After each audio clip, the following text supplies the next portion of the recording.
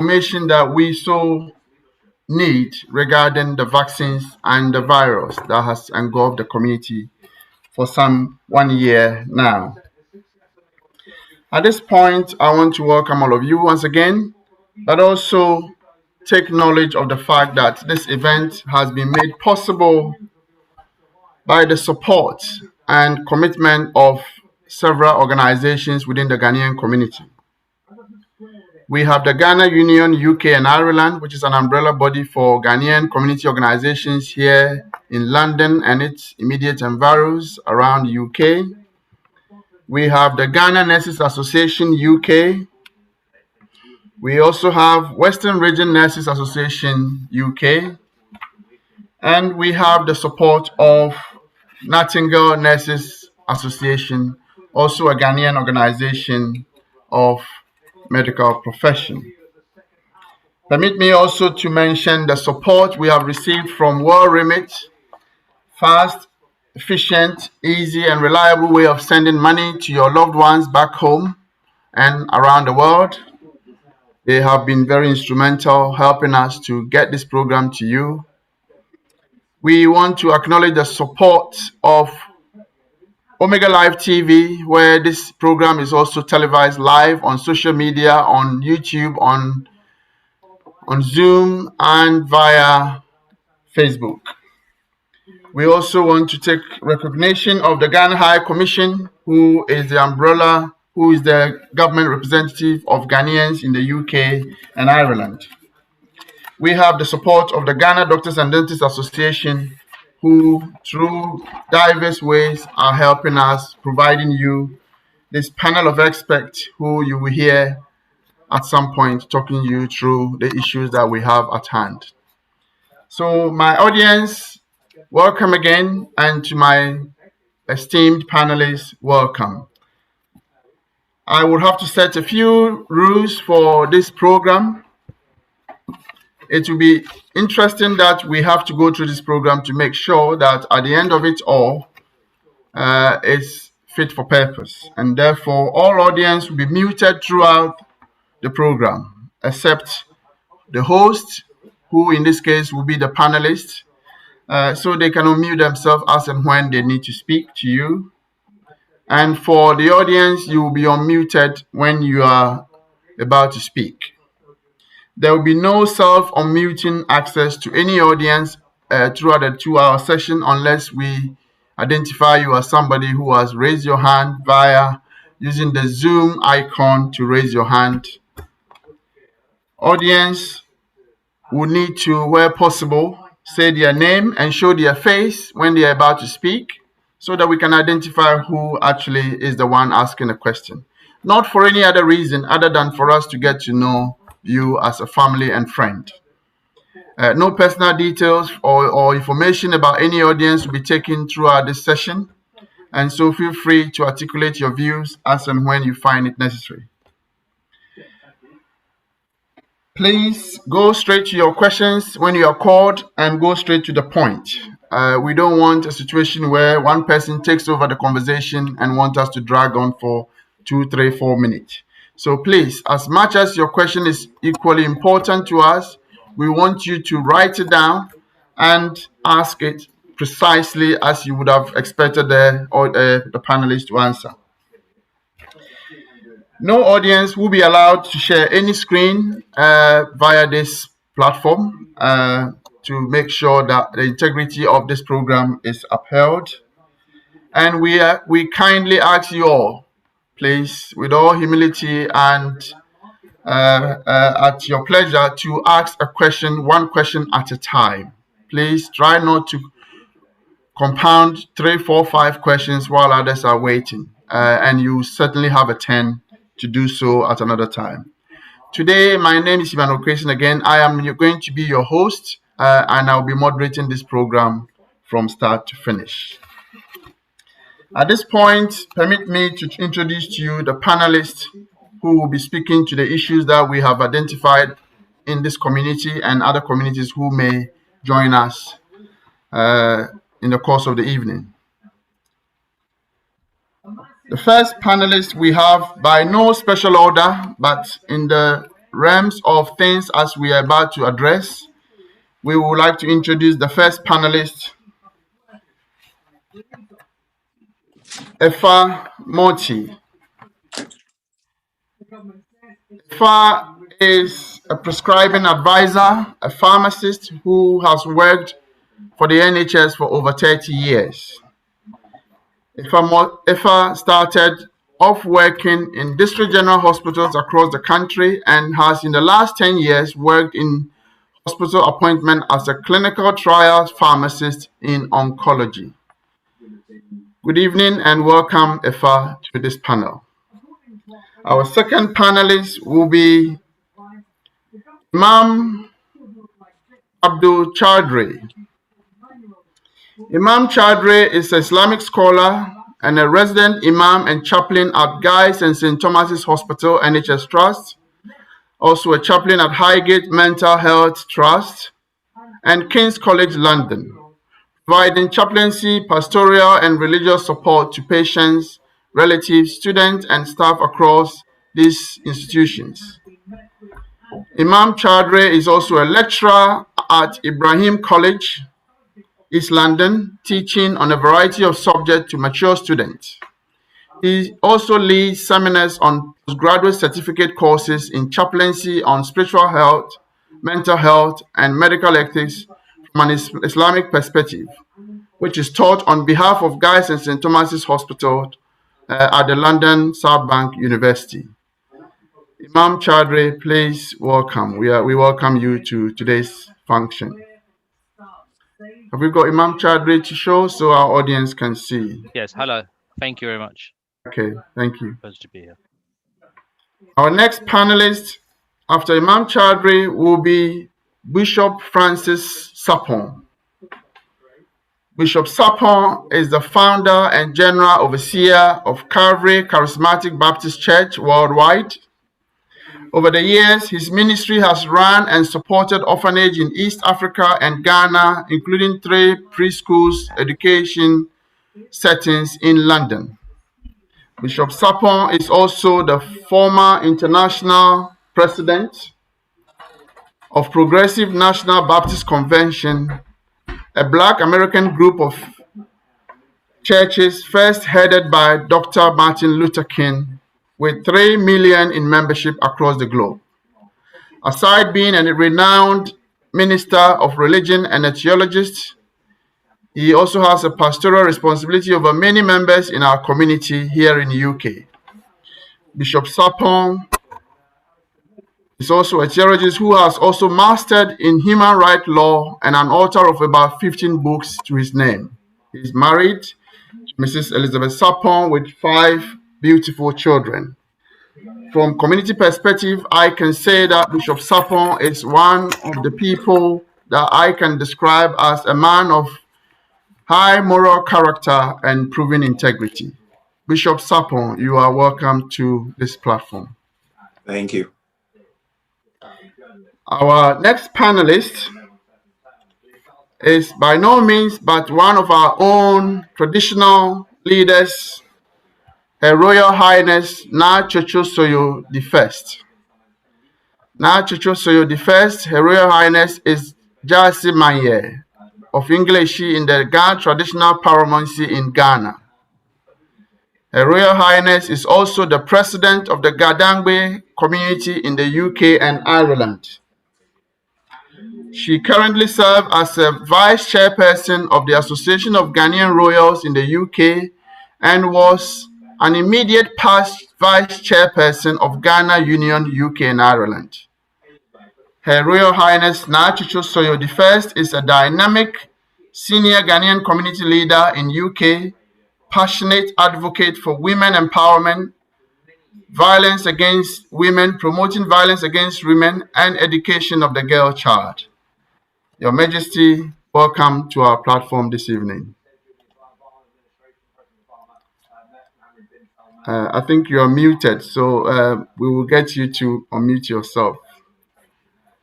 And so, in the chat room, as I did mention earlier, in consideration of the past event that we did last week, we realized that we need some skilled and professional people to handle some of the chat room questions. And so tonight we have Mrs. Olatoyo M. Arikewe, who is a pharmacist, a superintendent pharmacist at the Prairie Community Pharmacy in Dudley. Mrs. Olatoyo is a multi-award winning pharmacist who has been recognized for her passion for pharmacy and dedication to improving the quality of health of her patients and community, leading her to the winning of an award for the best pharmacist in the United Kingdom in 2016. In 2017, she won the Best of the Best Pharmacist Award in the UK, awarded to her by the Chemist and Druggist Awards Board. And in 2018, her team of pharmacists also won the Best Pharmacy Award. Mrs. Olutayo Arikewe is the Managing Director of LT Coaching and Consulting Limited and a Fellow of the Royal Pharmaceutical Society and the Royal Society for Public Health. Mrs. Olutayo, welcome to the panel. Olutayo will be joining us later at the question and answer sessions to answer your questions wherever she finds it fit to bring it to the main forum. But she would focus today on the chat room. So feel free to put your questions there and know very well that we have a competent, qualified person who can also answer your question. Along with Mrs. Olutayo, we have Dr. Ajua Danso. Dr. Ajua Danso is a general practitioner we normally call GP in London and an executive board member of the Ghanaian Doctors and Dentists Association in the UK. She's a keen writer and has been featured in the Women's Health, Pulse, Cosmopolitan, Refinery magazines. Her work promoting community health awareness and shining light on medical discrimination on her social media platform recently led her to receiving Health and Wellbeing Advocate Award in 2019. Organized by the National BAME Health and Social Care Awards Committee. She has several accolades to her name, a distinguished, qualified, competent general practitioner who in many ways is here to help us answer most, if not all, some of our questions. As you remember, Dr. Danso was with us last week, and today Dr. Danso and Mrs. Olutayo will focus their first 1 hour attending to your questions on chat and will join the panel for Q&A as and when the questions arise, and they will be able to articulate their views on it. So my audience today, please welcome to the forum, and for my panel, welcome. Thank you very much for taking time off your schedules to join us. We'll go straight to panel presentation. But as you would now recall, at the time we met 2 weeks ago, UK numbers for COVID deaths was just about 100,000 and just about 100,000 plus. And we have now recorded 120,000, some of whom belong to our community and beyond. And so with your permission, with all humility, shall we now pause for a minute silence in memory of those that we have lost and those we dearly miss.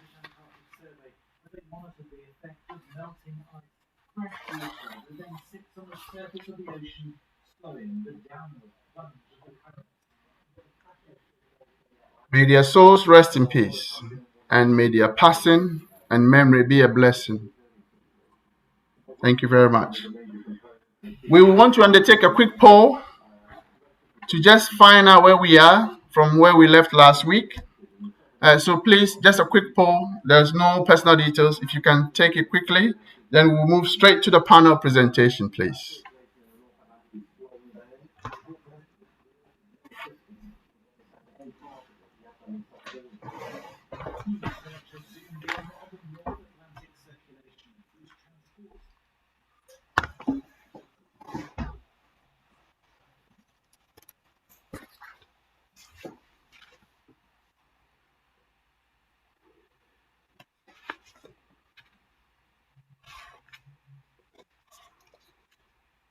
Okay, thank you very much.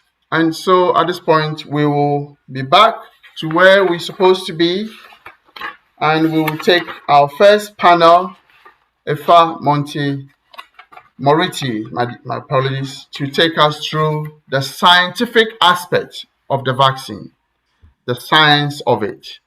Efa, please take over. Okay, thank you very much. Good evening, audience. I'm delighted to be here today, following on from the excellent panel we had 2 weeks ago. I only intend to top up on what was discussed then and answer some questions. I've been a pharmacist for 30 years now. 20 of those I have spent in my current role as a prescribing advisor.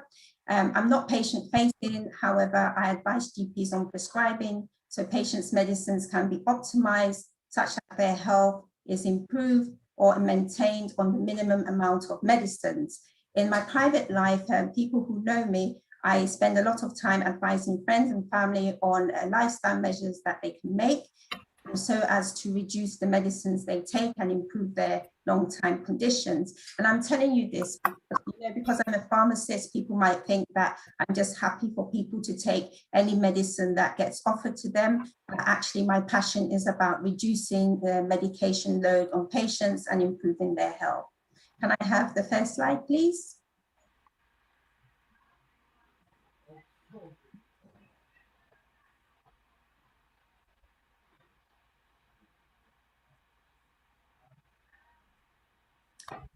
Can I have the first slide, please?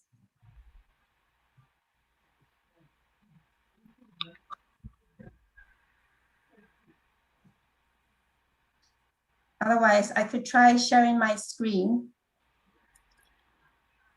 Right. If it's easier for you, please go ahead. Let's see if I can find it. Okay. There we are. I'm sorry about this. Okay, that's fine. Oops. Can you see my screen? I think if you take yours off, please, because the team has managed to get yours back on. Okay.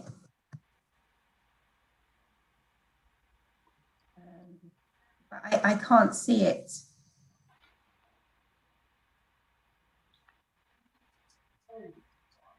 Okay, Paul, do you mind taking it off and let Ifa share her screen for us, please?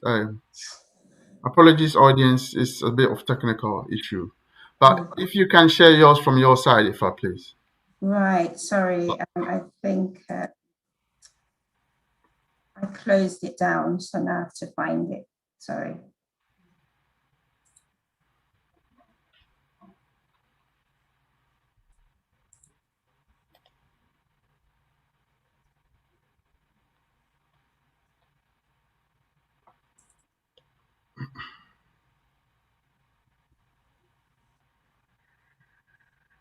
It's loading, sorry about this.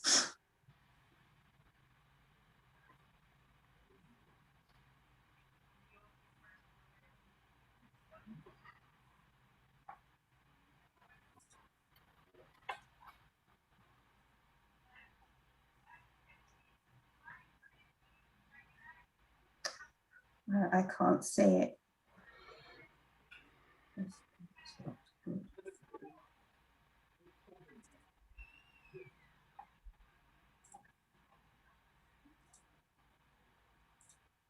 We're getting there. Right. Right. Okay, thank you. Can you see it now? Yes, we can. Okay, just going to, right, okay. So this evening I'm going to talk about COVID vaccinations and common questions people have. I've done a lot of engagement work, so I've just picked up on the top questions that people have been asking. And hopefully I can help allay the concerns that people have about taking the vaccine. So what I intend to cover is why we're having this conversation, what's in the vaccines, why vaccination is better than being treated with medicines for COVID, how COVID infects our bodies and how the vaccines are designed to mimic this, a bit about misinformation, long-term effects from the vaccines, reported so far, unsupported concerns that COVID vaccines may cause infertility, clinical and public health reasons why it's a good idea to get vaccinated, how and when you will be called for vaccination, and what to expect at the vaccination sites and how to behave afterwards.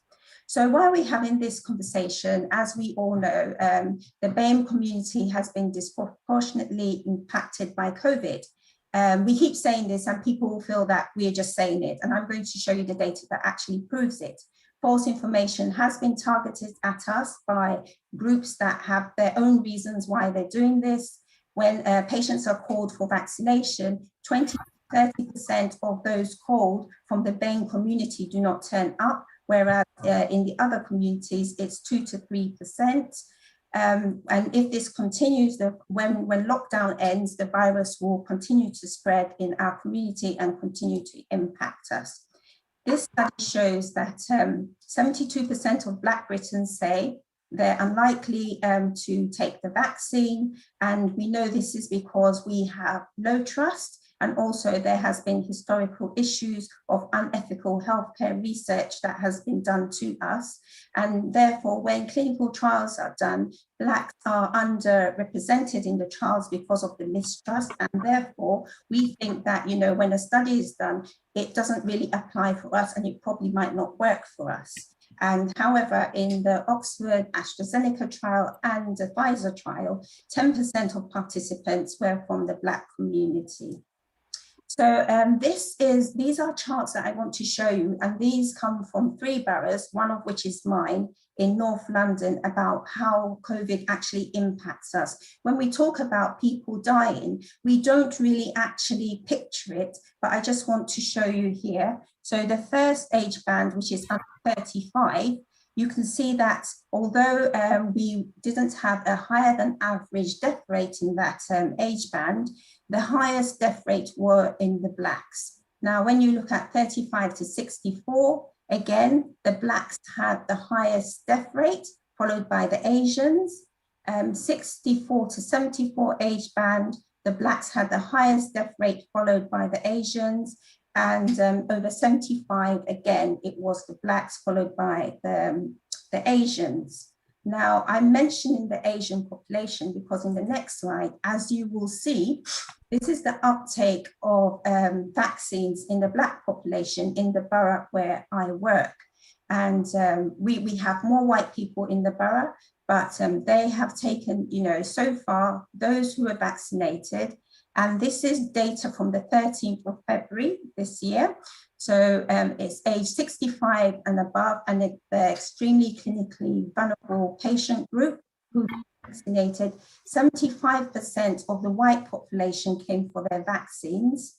The Asians are following closely behind. Remember, they also suffered from high deaths from COVID. But look at us, the Black population, 45% of us only went for our vaccines. So it looks like, the Asians also have had unethical things done to them health-wise, but they are picking up the message and they're protecting themselves. But we, the Blacks, are still not going for our vaccines as we should.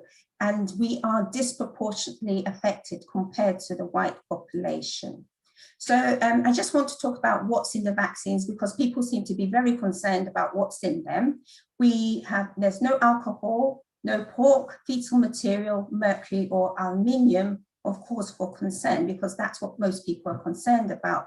In the Pfizer vaccine, we have a tiny part of the code for the spike protein of the virus, which is not enough to make us ill, but to train our immune systems. We have some lipids, so this is fat from plant sources to encapsulate this code. We have some salts, so we've got potassium salts, sodium salts, and some sugar, and that's all there is in the Pfizer vaccine. The Oxford AstraZeneca vaccine is what we call a vector vaccine, and we're using a weakened virus that causes colds in chimpanzees, and within that, we have the code for the spike protein. We also have some L-histidine, and this is found in many foods like nuts and eggs and meat. We have magnesium salts. We have polysorbate 80, which is found in foods. It's used to make ice cream smooth. We have a little bit of ethanol that is similar to what's found in bread and fruits. We have some sugar, some sodium salts, and water for injection. So many people say, why can't we just get treatment for COVID? Why do we have to have a vaccine? And I put a table here to show you the reasons why having a vaccine is much better. So vaccines are designed to prevent disease without being sick or only getting mildly sick. But for treatment with medicines, you need to be ill before you're treated, and the medicines may or may not reduce the severity of the disease. Vaccines target the virus or bacteria that causes the disease, and it teaches your body to use its own natural systems to fight the disease. When you use medicines, you'll need several different medicines to treat the different symptoms of the disease. And it's really cumbersome to design medicines for each of the symptoms, because I remember my cousin who was sick in the first wave. She was on ICU. Thank God she survived. She had renal failure. She had pneumonia. She had to have a respirator, and also she had clots, so she had to have a blood thinner. And, you know, she just had so many other medicines just to try and control her. Thank God she survived. Okay, from vaccines, the frequency of vaccination could be yearly, every 3 to 10 years, or sometimes one treatment can last you a lifetime. But when you're treated with medicines, you would need several doses taken over a period of time. Vaccinations can eradicate or actually eliminate diseases, as we've seen in smallpox and polio. But medicines may or may not work for everyone. How far they work and how long they work, or how they'll be effective for, is unknown for each individual. Vaccine side effects usually last about a maximum of 3 days. Now, all medicines have side effects, even paracetamol has side effects, and sometimes you would need to take medicines to combat the side effects of the original medicine. So here I have put a graph together on how COVID infects us. And I think if you understand this cell biology, it's really, really simple. You'll understand how the vaccines work better and probably not be so anxious about having the vaccine. So on my slide here, on the top left-hand corner, I've drawn the COVID virus with the spike proteins and its genetic material. In the middle of the diagram, we have the human cell. So when you get infected, when you inhale it goes through your mucous membranes, the COVID virus comes into the environment where the cell is and attaches to your cell with a cell receptor, and then it infuses, that's from 1 to 2, into the cell. When it gets into the cell, it opens up and it releases its genetic material along with some enzymes. Now, once this genetic material is released, we have a factory in our cell. That factory is there, it works for us, it helps us, it keeps us alive. Let's say you give it proteins to make insulin, it will make insulin. Whatever protein you give to it, it will make. Once it sees the genetic material of the virus, it will replicate it. Remember, viruses cannot replicate on their own, they need a host, and our body is the host, and that's where they get replicated. Now, at the bottom left-hand corner, you will see our cell nucleus, and this contains our DNA. Our DNA, and you know, this cell nucleus is not involved in the process at all. So therefore, the cell factory makes more viral particles. The enzymes that came in with the virus will repackage the virus and produce more viral particles, and they get expelled into the cell outer membrane. And as it does this, it damages the human cell, and that's why we get inflammation in our lungs and mucus forms. So here we have the mRNA vaccine. What the scientists did, they looked at the spike protein and they looked at the genetic code that made it up, which is just a string of amino acids. And they put that together and they call that the mRNA sequence. Once they've done that, they had to put it in a lipid protein, because injecting just that sequence alone into our body, it wasn't stable, and they made the vaccine. They inject this into our body, and this particle infuses into the human cells, opens up, and the genetic material that codes for the spike protein is seen by our cell factory, and it reproduces it. So it reproduces more spike protein. Again, you see the cell nucleus is there on the left. It's not involved. That's where our DNA is. This mRNA doesn't go into our DNA. It doesn't alter our DNA. Spike protein gets presented on the cell, on the surface of the cell, and our body notices this as foreign and generates an immune response, and antibodies are produced. The mRNA gets disbanded within about a few hours, 48 hours, and that's the end of it. It doesn't remain in our body. It's not going to change us in years to come. How the Oxford AstraZeneca vaccine works, the spike protein again is coded and it's put in this virus, and that infects our body. This is the same way it infuses into the cells. Our cell factory reads the protein for the spike and reproduces spike protein, and this is displayed on the outer part of our cells. Our bodies notice it and generates the immune response. Now, to generate immune response, it takes up to 2 weeks, and therefore that's why it's important to have the vaccine, and then you only get protection after 2 weeks. If you get infected with COVID, you don't have enough, you don't have 2 weeks to build up immune response to it. And that's why people get sick very, very quickly before 2 weeks. Some people, by 2 weeks, they've passed away because their body didn't have time to build up the immunity. Okay, so disinformation. Panorama had a really good program on about 3 weeks ago about disinformation, why people do it. And they looked at, it's mainly put out by anti-vaxxers, who target vulnerable groups. They also do it so that they can get a large following, and they also ask their followers to donate money. So it's all sort of, you know, they have their motives why they do it. When you get information, check the source of information. If you're unsure, do not pass it on. When you pass information on, you pass it on to those you love, your friends and, you know, and family, and they feel, oh, it's coming from a trusted source, so it must be genuine, that you believed it, so they should believe it. So it's really important, if you can't verify it, don't pass it on, because it tends to cause a lot of anxiety in the people who receive it. Normally on the platforms, the social media platforms, the loudest people who talk about the vaccines and post all these things that make us anxious, they don't know anything about it. They don't know the facts. They don't know the science, you know. So really, we shouldn't be trusting, unless it's coming from a virologist or immunologist.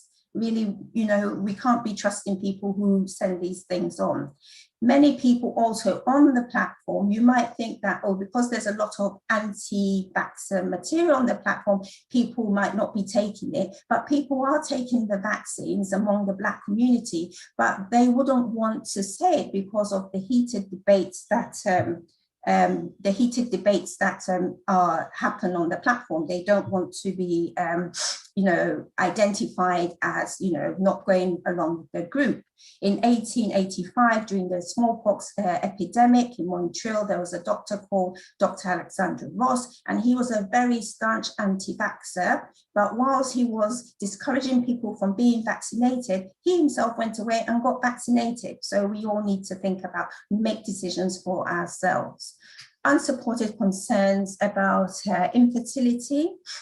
So this was started by misinformation. It was suggested that the spike protein on the virus has an amino acid sequence that is similar to that of a protein called syncytin-1, which is really important for implantation of the fetus during reproduction. And therefore, if we generate antibodies against the virus, the spike protein, will be generating antibodies against this protein. So that's why people were thinking that it would affect infertility. But this is completely unfounded, and the body will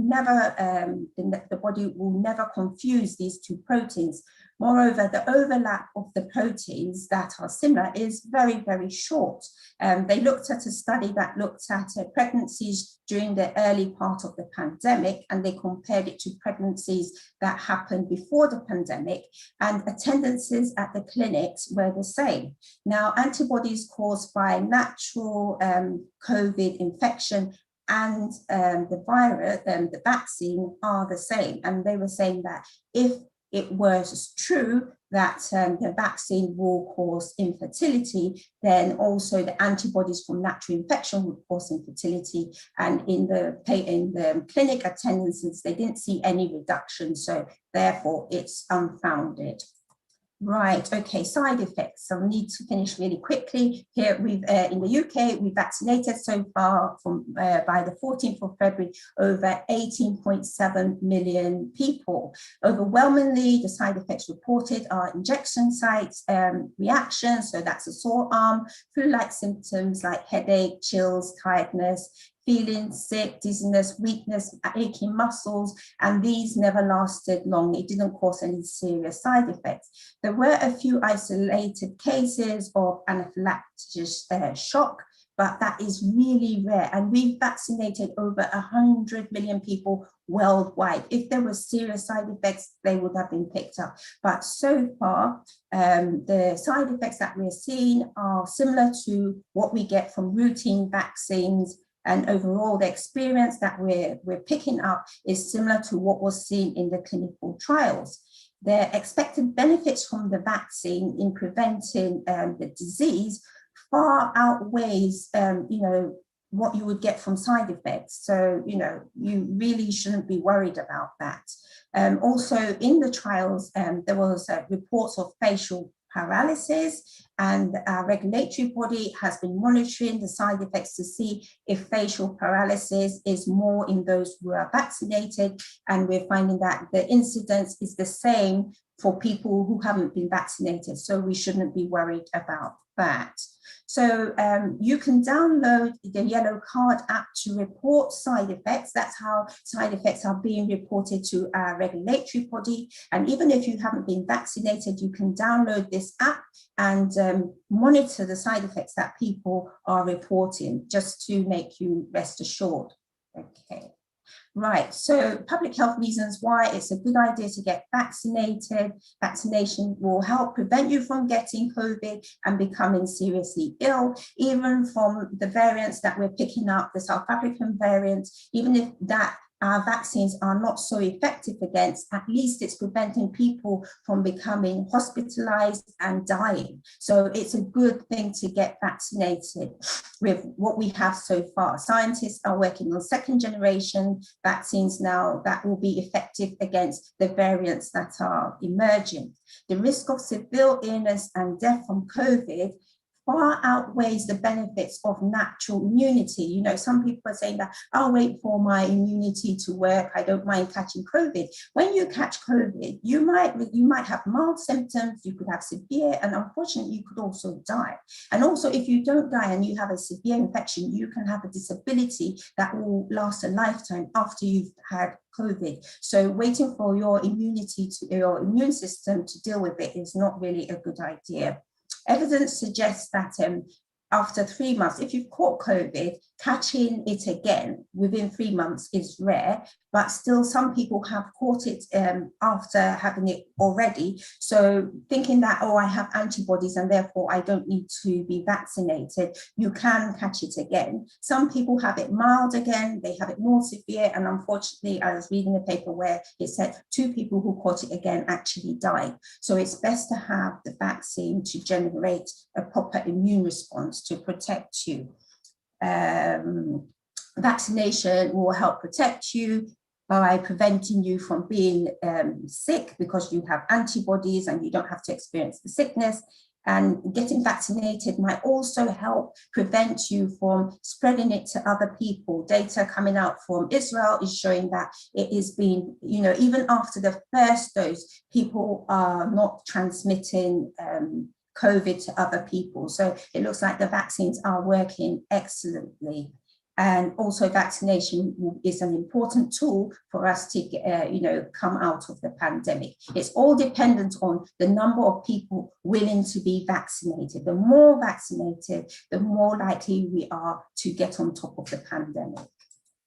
So how and when will you be called? At the moment, we're calling people over 65 and people with underlying health conditions. If you've missed your call, you can, phone your GP, phone 119 and, get your vaccine booked.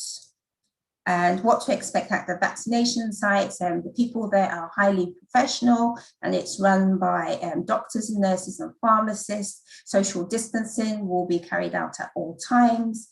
You will have an assessment before you have your vaccine to make sure you're fit and healthy and you're not allergic to any of the components of the vaccines. After you've been vaccinated, you will be monitored for a short while to make sure you're not suffering from side effects. You need to practice the protocols after you've been vaccinated, because your antibodies will take at least 2 weeks to build up to protect you. And and even after the second vaccine, you need to maintain the protocols. So consider vaccination. If you already haven't been vaccinated, consider encouraging your friends and family to be vaccinated. If you have doubts, speak to a professional. Don't share information you can't verify. Do not make decisions for others not to get vaccinated, as you know, if they become sick, you might feel really bad about that. If you haven't been vaccinated, go online, book, and reduce your risk of poor outcomes from COVID by making manageable lifestyle changes. Thank you for listening to me. Thank you so much, Ifa, for such a good presentation. If you don't mind to unshare your screen so that we can start to see each other. But I just want to let everybody know we apologize. There's been a bit of technical issue behind the scenes, which at some point disabled your chat room conversation. So it's now resolved. If you want to go back and put some information there, we're going to go straight. We've got 15 minutes, and I'm going to try and share with my esteemed panelists. The next panel we have will be Imam Chadri to give us. As you all know, faith is a key part of our community, whether here in UK or around the world or in Ghana. And faith is one aspect that is always a question when it comes to matters of this nature for genuine reasons. But I think at this point we need to get some people who can articulate aspects of faith in relation to this vaccine and in relation to what the world has endured over the past almost 1 year. So I welcome my next guest to give an opening presentation just from his perspective of Islamic faith, so that we can, those of our community who belong to that faith as well, can also understand where we stand when it comes to how faith plays in. Imam Chadri, please take over. Thank you very much. Is it possible to share screen? If yes, I think you are co-host, so you should be able to. Okay.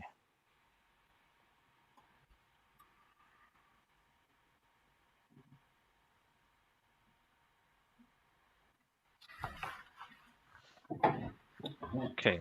Hello, everyone. Thank you very much for giving me this opportunity to share the issues that have been raised in the Muslim communities. So I myself, I'm based. I live in East London.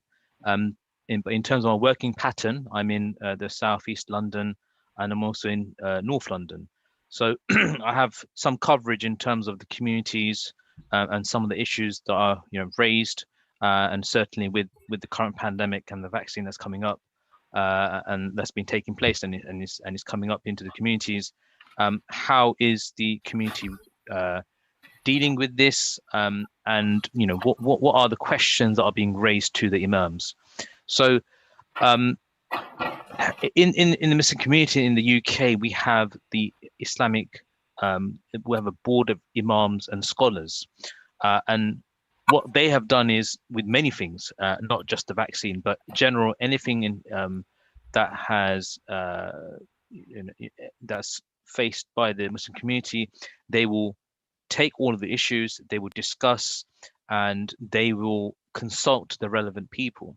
So some of the issues and questions that have been raised, I've put in this one slide. So it's only one slide that I'll be sharing, but I'll be teasing some areas from these topics that I've put in. So vaccine versus trust in God. So one of the questions that I've heard many times, and is put forward to imams and in the community, is why should I take a vaccine if I have trust in God? So does this not undermine my reliance upon my God? Does this not undermine my faith? Does this not shake my true belief in my God? And the answer to that is that yes, trust in God is really important. And that's why there are many terminologies within Islam where if we hear something good, we'll say thanks to God. If something that is something that's spectacular that's taking place, we would again mention the name of God. If something that is really difficult that's taken place, something that is drastically negative in our lives, we will still mention the name of God, i.e. in every aspect of our lives, the idea is that we'll mention the name of God. So how does the vaccine fit in with my understanding of my God and my belief in my God? And the answer to it is that during the Prophet's time, Prophet Muhammad sallallahu alaihi wasallam, peace be upon him, one of the companions came with his camel, and he left his camel and he came towards the Prophet. So the Prophet asked him, "Will you not tie the knot of your camel?" And he said, "I have trust in God." To this, the Prophet responded saying, "First tie the knot of your camel and then have trust in God." I.e., yes, we should rely upon God and have trust in God that He will look after me, and He is the most powerful, etc., and with all of His qualities. But at the same time, God has provided me with different things around me that I can take benefit from, and one of them is treatment. One of them, within that vaccine. So therefore, by taking this vaccine, I'm tying the knot. I'm securing myself, and I'm also having trust in God. So one does not cancel the other, but in actual fact, we can put them in line with each other. So that's one area. Now, if we dive a bit more deeper into this, what about seeking vaccine? How does that fit into the Islamic medical ethics? And if we tease more out of this, we can see that when something is done and it's the specialists in that field have done the research, they have had the consultation, there is evidence that is being provided. With all of this intact, the scholars will seek advice from those people, and that's why in one of the verses in the Quran it says that when you are not sure, seek advice and go to the people of knowledge, i.e., people of that speciality. Approach them. So a scholar, a minister of religion, cannot give confident information upon medicine if that is not their field. In the same way, if a medical practitioner was to give religious advice to someone would say, stay in your lane. So that's why we need a bit of balance here. And that's why scholars and medical consultants and practitioners and specialists and researchers should get together and consult upon these matters, which has been done. And that's why the board of imams and scholars, they have sought advice from the relevant people and have come to these conclusions, which I'm about to talk about. So in terms of ingredients, so when it comes to medication, sometimes we'll find alcohol inside, sometimes there is gelatin product, some other pork product.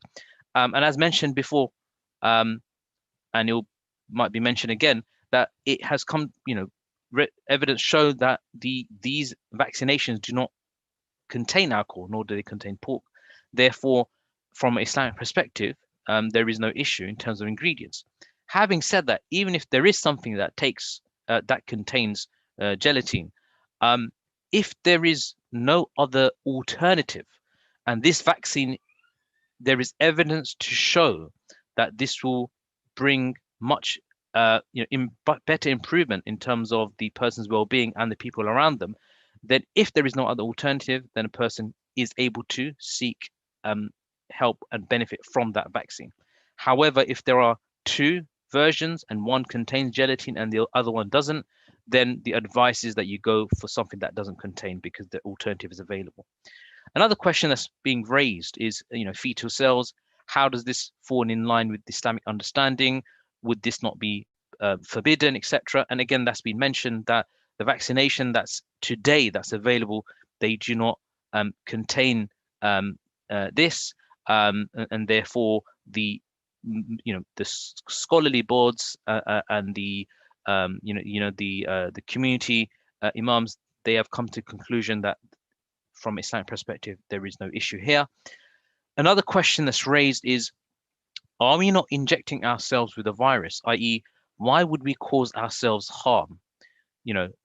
And the answer to that is that when we look at principles in our Islamic understanding of things, there is harm and there is something else with greater harm. And what we would try to do is cancel one with the other. So we would go something which has less harm to avoid something that has more harm. So by taking a vaccination, which may give us side effects for maybe a couple of days, which may be mild, and maybe for some it might be slightly more. But that, in comparison to what the potential it has to save someone from, then we can see here the greater good is saving one's life, bringing betterment to them, and keeping their loved ones safe as well. So that would take precedence over a side effect that may last 1 or 2 days. So therefore, yes, we may be injecting ourselves with something that contains something that might give us some side effects, but on the other hand, it is helping ourselves to keep ourselves safe from this pandemic, giving us better protection and also protecting the people, our loved ones, which is the greater good. The next question that we've had is, well, from an Islamic perspective, is it my responsibility to encourage others? Would I be questioned by God? Say that, oh, you had this, you had this knowledge, you had this research, you had these results, you had this evidence. Why did you not share? And the answer to that is, when we have something that is evidence, the evidence is there, it's backed up by the relevant people. There are, more than 2-3 opinions, and a group of that speciality have come together to say, here is the evidence, this is the correct way, and this has much more benefit than anything else, therefore we will encourage this. So for a Muslim within the community, the idea is that anything that is good, we would encourage others. It doesn't mean to say that we force it upon others, but we should encourage. And this moves to our last point, which is, when we share news, there are certain etiquettes, and the Quranic guideline is that when you receive news, first verify before you pass on. And in this age of social media, WhatsApp, Instagram, etc., it is very easy for us to receive some information that may seem very clear and make sense to us, and suddenly we pass it on without verifying, without asking the person, where did this come from? Who is that person? What credentials do they have? And before we know it, it's passed on to many, many people within the community, and it's passed on, worldwide. So the etiquette is verified. That's why, if you are in doubt, ask those who are specializing in this field. If you are not sure, do not share with others. If you have questions, ask the person who have sent this message to you, or has given this news, that, what do you mean by this? Please clarify for me.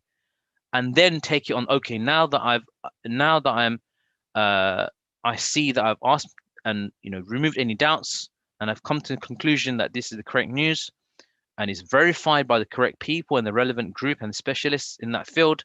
Okay, now I can pass it on. And then there will be etiquettes of how to pass it on, using the correct channels, having sensible conversations without letting our emotions take over, but using evidence-based evidence-based results that we can show that this is what it means, this is what you can do, this is the potential, and then we can move forward. So for the Muslim community and the community at large, I hope some of these can help in debunking some of the myths that have come up and some of the issues that have come up in communities. But yeah, any questions, please put it on the messaging, and we can also look at this afterwards. Thank you very much. Thank you very much, Imam Chowdhury. Thank you for such an elaborate conversation. We thank you for your grace and wisdom and intellect in the areas that you are spoken about. We will move straight. Time is not on our side, so we will try and merge a lot in together. The next panel is our own Bishop Francis Sapon. Bishop has already taken his vaccination, and he wants us to share the pictures of his first vaccination, where he was wearing the blue, and the one that he only took yesterday, where he's wearing his, the usual theological outfit, to just show that he's a minister of God, a theologist, and still can believe that there is something that he can take to keep going. Before Bishop speaks, we have a small video to show you, so we can lead Bishop to his conversation in a brief.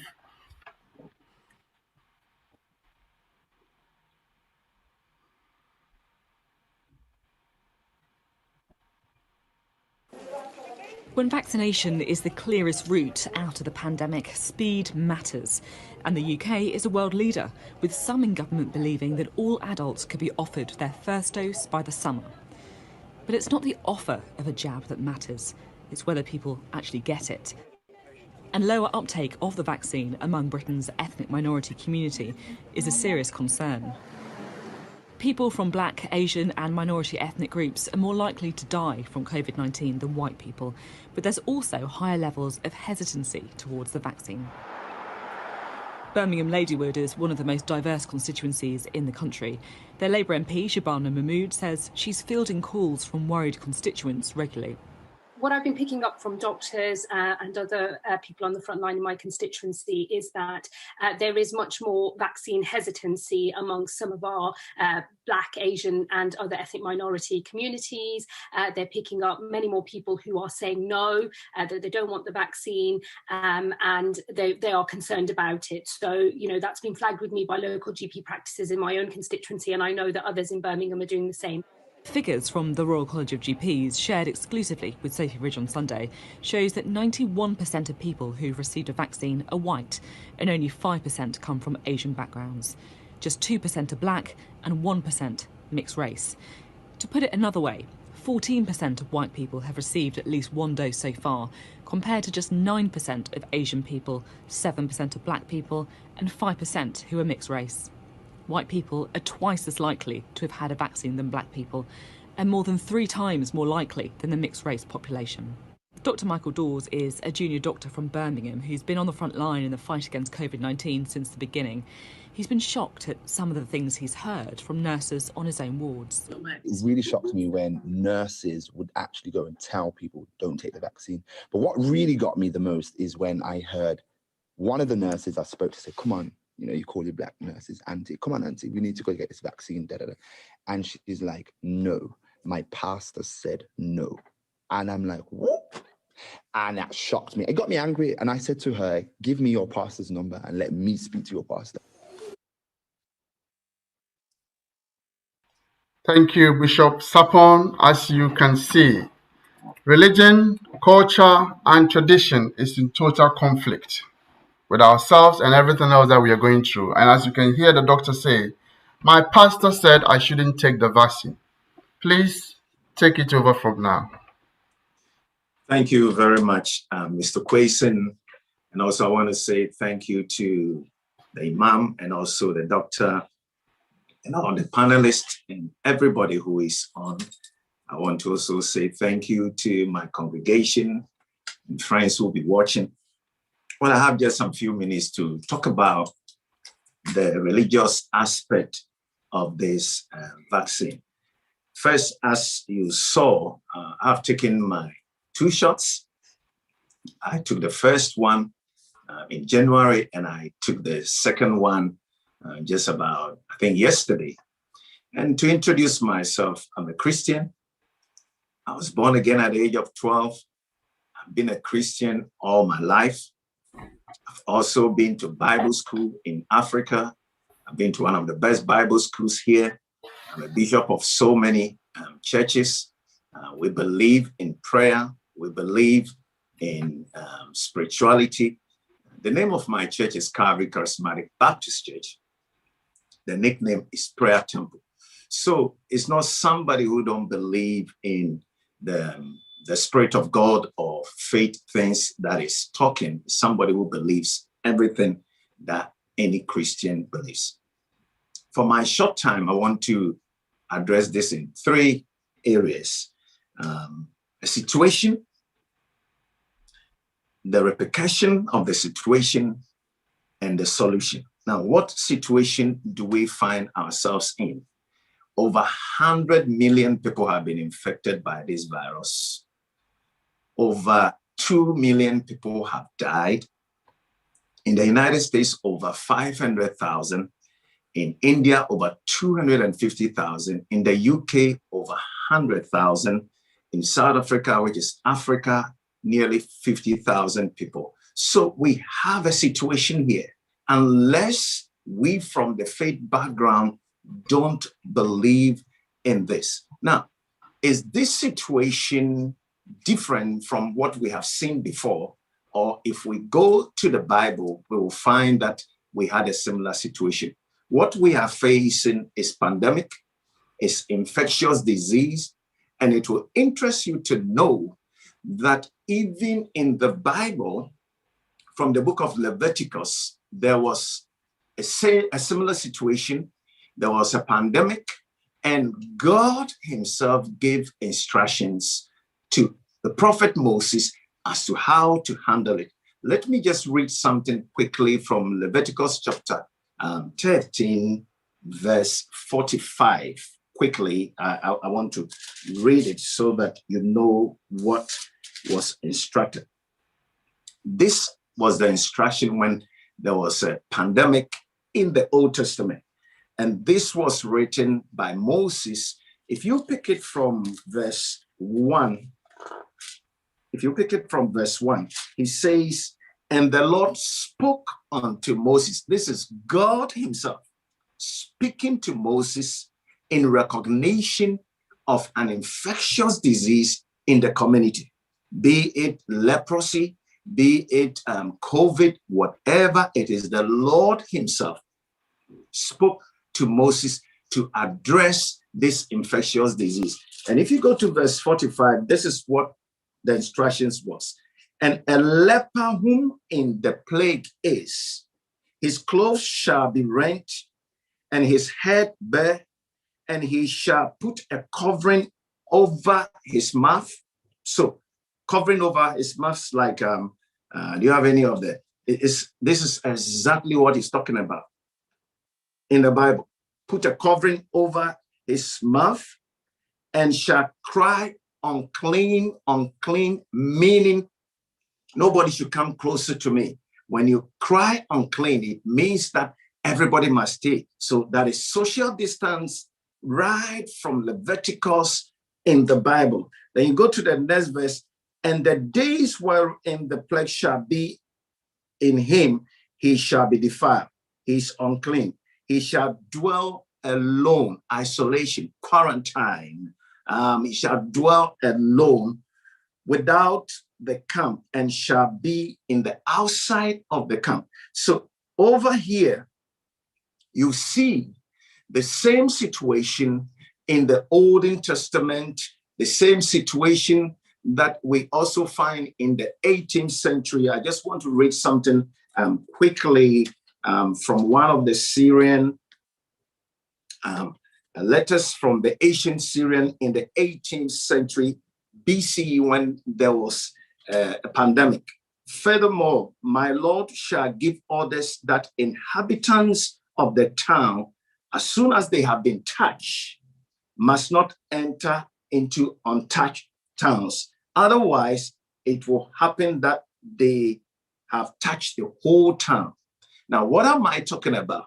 I'm talking about the fact that in the Old Testament, God himself gave instructions to Moses that when there's infectious disease, number one, cover your mouth. Number two, social distance. Number three, isolate. If I read on, they give time isolate for 7 days. You will come back to the priest. And then when you are well, the priest will give you a certificate of health so that you can go about your normal duties. Now, what is the difference between this and the 18th century and what we have now? We have a situation that is a disease that is killing people, already has killed 2.5 million people. Now, what is the repercussion? People are going to die. What is the solution? In the olden days, you isolate, you cover your mouth, you social distance. The same thing applied during the 18th century, and the same thing is applying now. The difference between today and the olden days is that on top of isolation, social distance, and the quarantine, we now have a vaccine. Now, the vaccine we have is just medicine. The doctors have spoken about what is in it and all of that. It's just medicine to heal us so that we can come back to normal. Is there anywhere in the Bible that it says we should not take medicine? No. In the book of Timothy, Paul even told Timothy that take a little wine, or in other words, take a little medicine because of your ailment. Paul himself got ill, Epaphroditus himself got ill, and all of them, Paul advised them to take something. So taking medication, whether it's tablets or vaccination, doesn't make you as an unfaithful Christian. Now, one of the questions that people ask is that, is the vaccination not the antichrist? Now, if you go through the Bible, there are views of the antichrist. And if I had quickly, we have 4 views of the antichrist. Those who believe we call the premillennialist, or the postmillennialist, or the amillennial. The premillennialists believe that Jesus will come rapture us before the antichrist. The post think that we are in it right now. And the amillennial believe that from the resurrection of Jesus, we started the 1,000 years. Now, majority of the Christians believe in premillennialism, meaning there'll be rapture before the Antichrist. And every Christian looking at me right now would know that the rapture is a big teaching in the Bible. Now, if we, the same preachers, say that the vaccine is the Antichrist, then what we are saying is that we have been raptured, or the rapture has already happened, and now we are left behind. But you and I know that the rapture has not happened.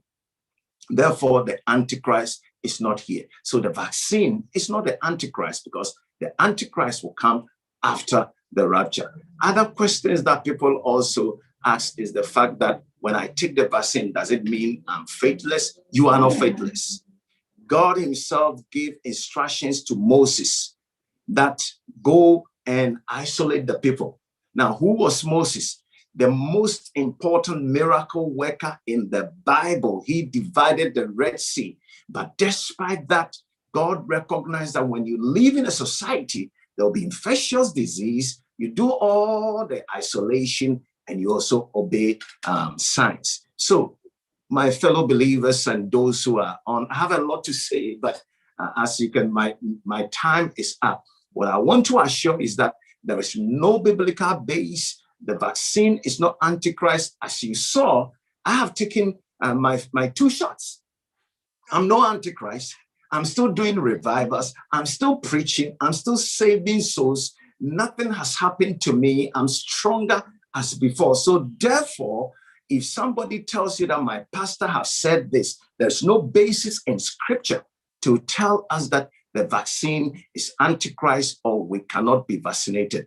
If God himself gave instructions to Moses, the most miracle worker, to apply science and apply physical health to a situation that happens, then we have to listen to what our doctors are saying, what the government is saying. There's no basis in scripture. I've seen pastors teaching negatively, but none of them are based on scripture. I want to urge you, encourage you, when you are called to take the vaccine, take it. I've taken my 2 shots, and I will encourage everybody listening to me, my congregation members, and all the community, that the only way we're going to stop this death is when we take the vaccine. As I'm speaking, we are doing service from our houses. When do we come back?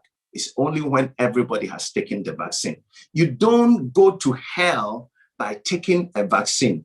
You go to hell, or you become an unbeliever, you go to hell by rejecting Jesus Christ. So that is the teachings of the scriptures. So don't please use the vaccination as when you take it, then you are going to hell, or God is going to be angry with you. The only way you become the antichrist is when you yourself personally refuse to believe in his son.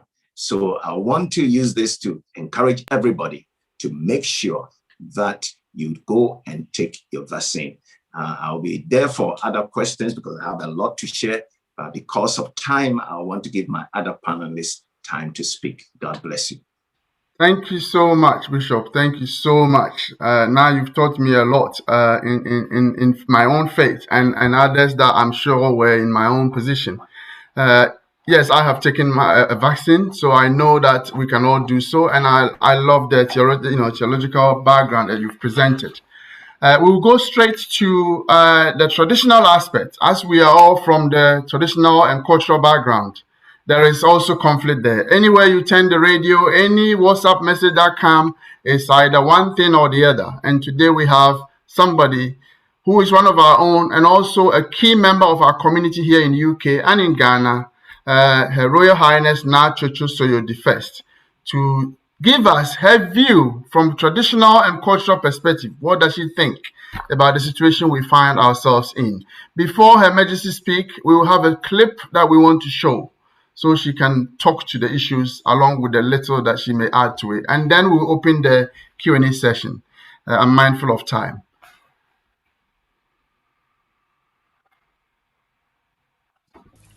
Second wave Africa COVID-19 started from South Africa. Second one no. Ya said they're designing in such a way say emekum Africans as they started doing. Sabi Bruce sabi nya Jimmy na doso. Sam second wave here by ye. Se si an ye dia and the president boa. Boa say. And you know boa COVID said dan kosoro vaccines na no pese ye wontra. Wo dada ye wo boa. Kwamu na dada is say abai. Na Ghana ya wo boa hu ya. Say ade de ekoi say de ni hu tie. Asete sampa. Na sete sampa. Na wo se won to schools nim. Wo mayem fast strict measures into ho. Na ye ndi so dia. Na chesa wo boa. Wo kwato vaccine abewo yen. Na vaccine no. Ento ye dada akra. Na ye ba hyehye yen. Say vaccine ba na manwa mewu. Vaccine no so enya dwuma hui. This is Angel. Adawa wo bi. From high away, I will tell you and tell you again. Ghana, your COVID the draw. Oh, COVID the draw ni die. Yeah, wo Ghana. Na kasa me. Yeah, wo COVID the draw and your immune booster. COVID the draw ye nua ni. Na so my research the third try ni bi ma. Yes, professor Ikura Yekuno. COVID Yekuni bi. So, professor no research no. Oh, okay, Professor Plantrou. Then first person, first person, you know, first person, COVID cool. Make farmer, Mogana say farmer, then they call this. Penny Fwakesia, Enya COVID will chrome ham, penny Fwakesia, Enya COVID, no, and take a drone near the Mawonum. Mommy, Yaman cancer will chrome out 102.9. And Mommy, me and cancer. Second wave radio at Chimkola. Now watch this. Africa. You see the conspiracy theory behind this. I don't know if our leaders are thinking.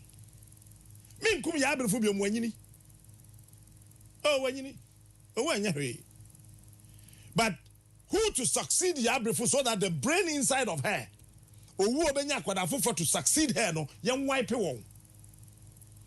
Eti se said the second wave na by no African kwada. African kwada a chiwon say a 11 months old baby 7 days old baby she school see ye be and idea to say we are na ya be man false hope president in the fellow Ghanaians last one senka trotro or reduce numbers ni bi no dear who dey mo ye nya lockdown or reduce the numbers in the trotro hello afari dem ho so So reducing numbers, because if you tell me, say, me to me no wedding, it is up to me. Wow, protect my child. Yeah, near maybe I say me yaje de say ombua. Your numbers name cost artificial. Nipa found it something that will. Necessarily say the ampa. Say ampa dia. I don't ya go to second way. Okay. Thank you very much. We don't want to give this sort of talk an airtime, and we just wanted to reflect the reality on the ground. And so, Nachicho, please forgive us, but we wanted you to look at such a description of conversation on a national radio and how people who otherwise cannot articulate the understanding of the vaccine, how they will take it from cultural, our tradition, the sort of things that they are describing and others are forwarding it to all of us around the world. Where does our culture and tradition sit with the fact about where we are today? Please take over. Shall we? Can we unmute Chuchu, please, for us? Please bear with that. We have few technical issues behind the scenes, and it's creating an issue. But I'm sure. Now, are you able to do it on your? Yes. Yes. Can you hear me now? Yes, we can. Yes. Right. I would like to say good evening to everybody and to thank you, Mr. Chairman, for inviting me to participate in this program. And I will follow the lead of our pastor and thank my fellow panelists. Now, I want to approach this tradition. You've got to love Captain Smart. You really have to.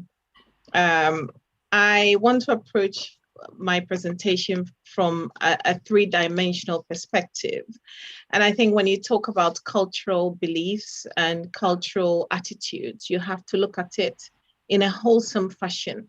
And I'm glad to see that all my predecessor speakers have touched on some of the things that combine to cause what is essentially fear. Some of the cultural and traditional beliefs are led by nothing but fear. People are afraid, and the three dimensions of that is our belief system. And then you look at the history of vaccines, especially as relating to the African continent. And then you look at the reception of our traditional remedies, how the world has received it, how the medical profession has received it, and of course, how the WHO has received it. And I believe that this has caused some of the fear that we're seeing now. So I will take each in turn. And before I go on, I have to say, I haven't managed to take my vaccine yet, but I have been placed on the list and I'm waiting to be called, and I will definitely be going for the vaccine. And I know other traditional rulers who have already taken the vaccine and are absolutely fine. My very own mother has taken the vaccine at my encouragement, and she's absolutely fine. And so what are some of the beliefs that are fueling this fear? We've heard a number. Some in our society believe that the virus itself is a curse. Others believe it's a result of witchcraft.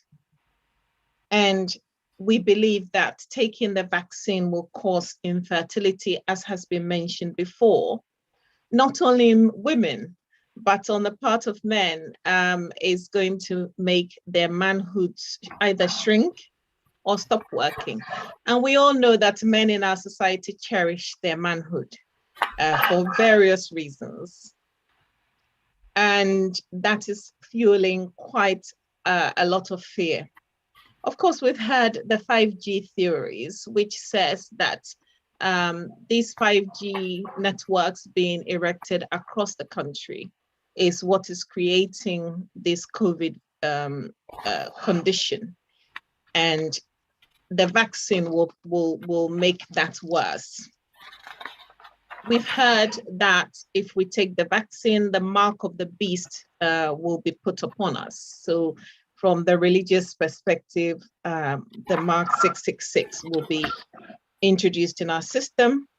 We've heard from the Islamic perspective that, there's pork and other things in the vaccine, which goes against the religion. From my own country, Ghana, and among my Ga people who reside near the sea, I have heard people say that the fact that they live next to the sea means they're immune to the virus and therefore the vaccination is not needed. Others have said it's a money-making scheme and designed for population control, to make the rich richer and to alter our DNA. But we look at these and some of us chuckle. However, we know that, as I said earlier, the anti-vaccine agenda is in our community is fueled by real fear. And I think until we tackle the fear, we will not be able to get the numbers to go and take the vaccine that we want, although we must encourage people to go. And apart from our belief system, the other thing is the history of vaccines. I will mention just a couple. We saw, we have research, and Reuters reported this at the time. The polio vaccine was taken to the continent, and unfortunately, something within the vaccine mutated and created more problems than was designed to solve. In the end, that was resolved, but people had contracted polio by taking the vaccine. And also with the Ebola vaccine, we saw how there were no vaccines until certain people in the world system caught Ebola, and then suddenly there was a vaccine. And then we have the question of how quickly this particular COVID-19 vaccine has been developed. The fact that it normally takes years and this was developed very quickly has caused a level of anxiety that perhaps the research is not as robust as we would like. And then something else which has caused fear, which is not so vaccine related, is the fear and distrust of, I suppose, not just the medical profession, but the research profession as well. So we have had recently finding out that the Johnson & Johnson baby powder that we all grew up on had carcinogenic asbestos in them and potentially harmful to us. And I'm mentioning these not to create fear, but to explain the reasoning behind some of our cultural beliefs and some of the fear that's fueling people from my culture and yours, and I think most of yours as well. And then we come to the third element, the reception of our traditional remedies.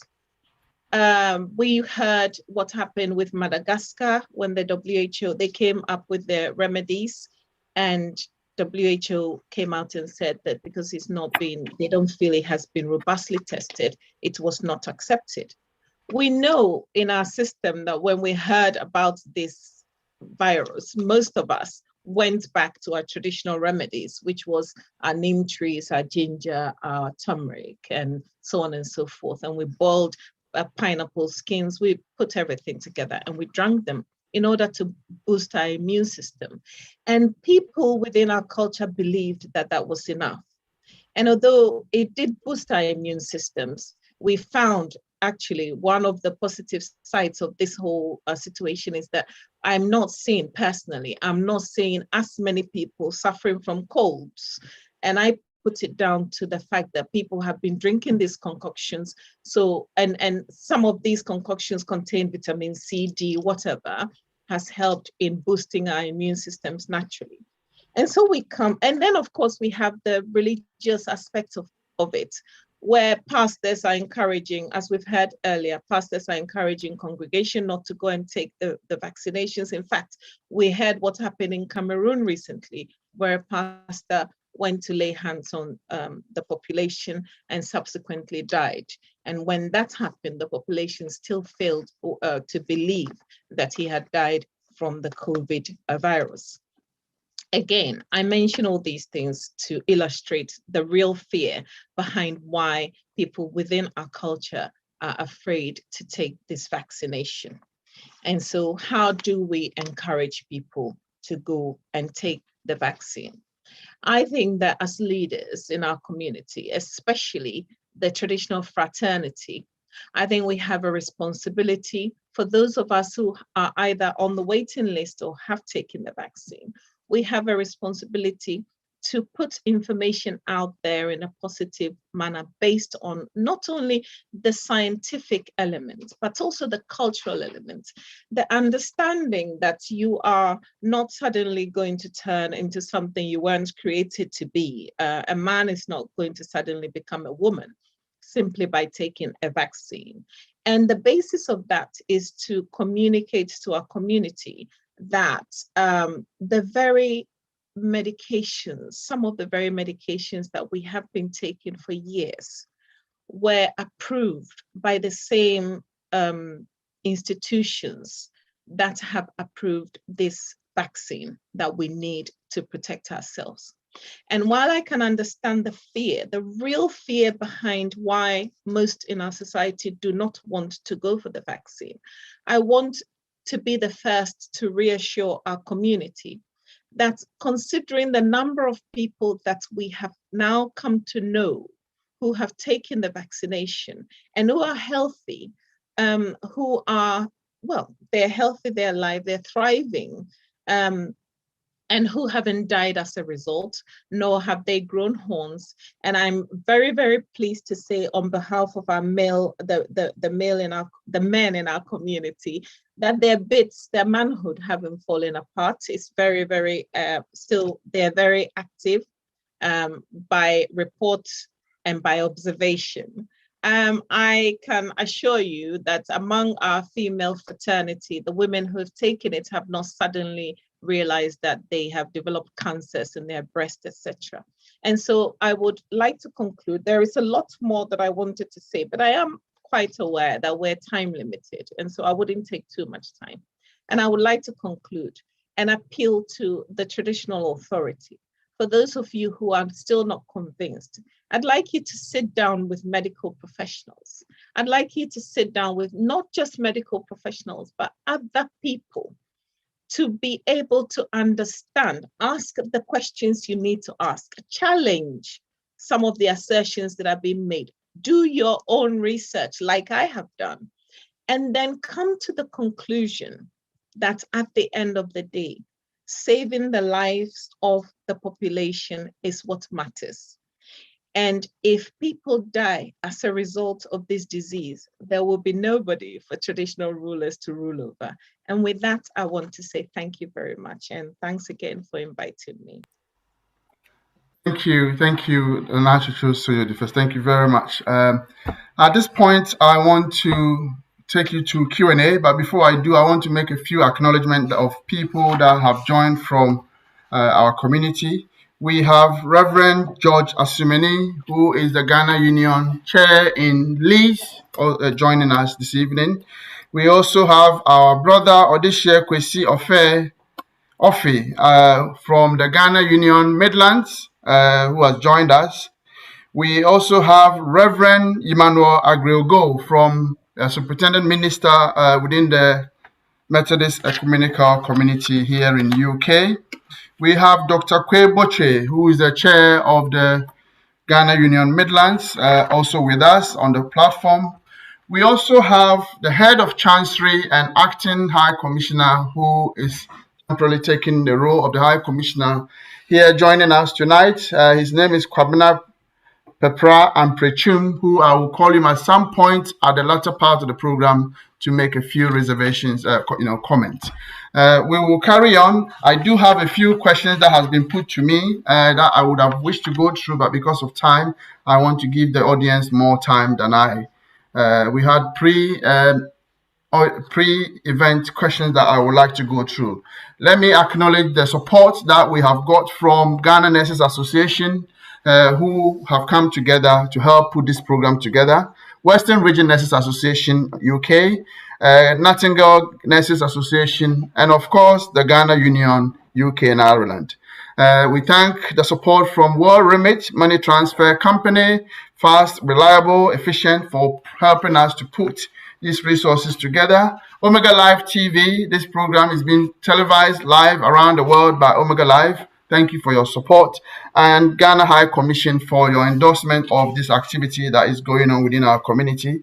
Ghanaian Doctors and Dentists Association, we are grateful for your support. At this point, I will take you to the question and answer sessions, please. But before that, we will do another poll. Just to see where we are, having listened to all the experts who have just spoken and where we are, and so they can at least tailor the rest of the Q&A to your needs. So if we can have the next poll, please.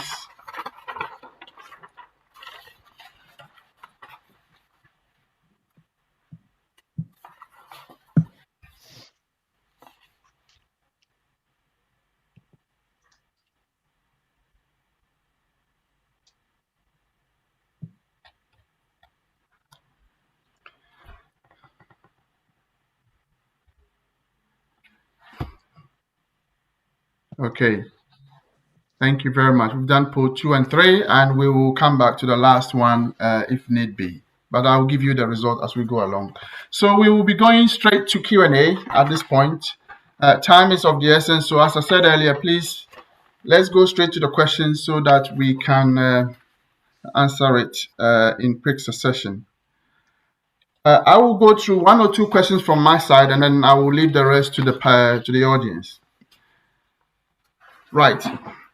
To the scientists who presented the science question, I think this relates to you, but I'm sure any other who can articulate something from the chat room, Dr. Dansu and our sister Olutayo can also speak to that if they have anything. What steps were taken during the vaccine trials and manufacturing to ensuring that ingredients in all known vaccines available are safe for the religious community, some of whom do not take certain products due to their faith? What steps? So if we have the panelists all on screen, please, that would be helpful so people can see them. What steps were taken to ensure that ingredients in the vaccines do not contain products that are not? I can answer that. Can you hear me? Yes. Yeah, okay. So, you know, as I say, I work in medicines management, and we get a lot of queries from members of the public asking about what's in the tablets that they take. And, you know, and this is fed back to, you know, manufacturers. So when they went to produce the vaccines, they took into cultural beliefs. And that's why we don't have like any pork or fetal material or things like that in the vaccine. So when they were making it, they were aware of what people, you know, are very concerned about, especially the religious groups, because now, you know, it's become more acceptable that when they're making things, medication for patients, they need to consider all the religious groups and, you know, the Jewish, the Muslim, you know, what they can have and what they can't have. So as I said, when I went over the ingredients, you can see that all the ingredients are acceptable to all faiths. And if there's anything else you would like me to add to that. I suppose it's fine from what you just said. I'm sure whoever sent that question to us has got the gist of it. The next question I would like to put to our traditional leader now, Chicho, and anybody can join in. My parents only use local herbs treating almost everything, never relied on vaccines, and yet lived a good life and age. Why do I need to take the vaccine when we have plenty of traditional herbs and remedies to cure myself? Well, my reaction to that question and my response will be that traditional remedies do work. And by all means, I will encourage you to take it. But the COVID vaccine, the COVID virus by its nature is something very unique.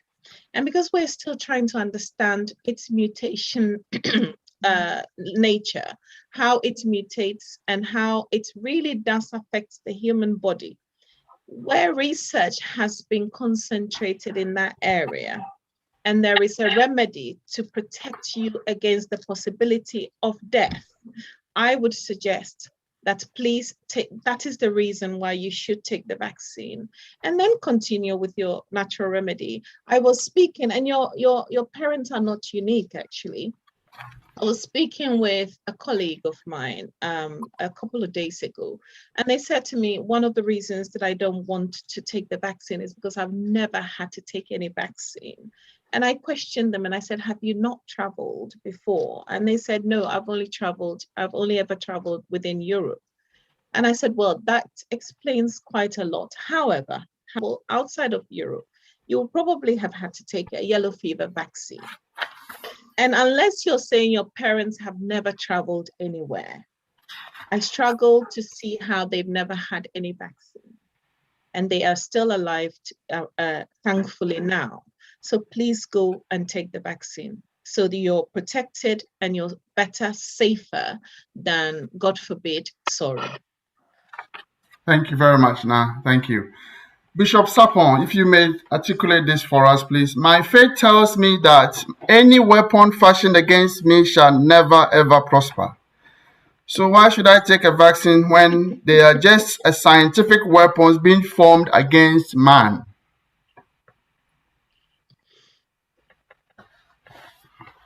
Yes, Bishop, please take it over. Yes, we can hear you. Can you hear me? Yes, I can. Yes. I hope you heard the question. Please, can you read it again? Because my thing was... Okay, but someone's question that it was emailed to us says, my faith tells me that any weapon fashioned against me shall never ever prosper.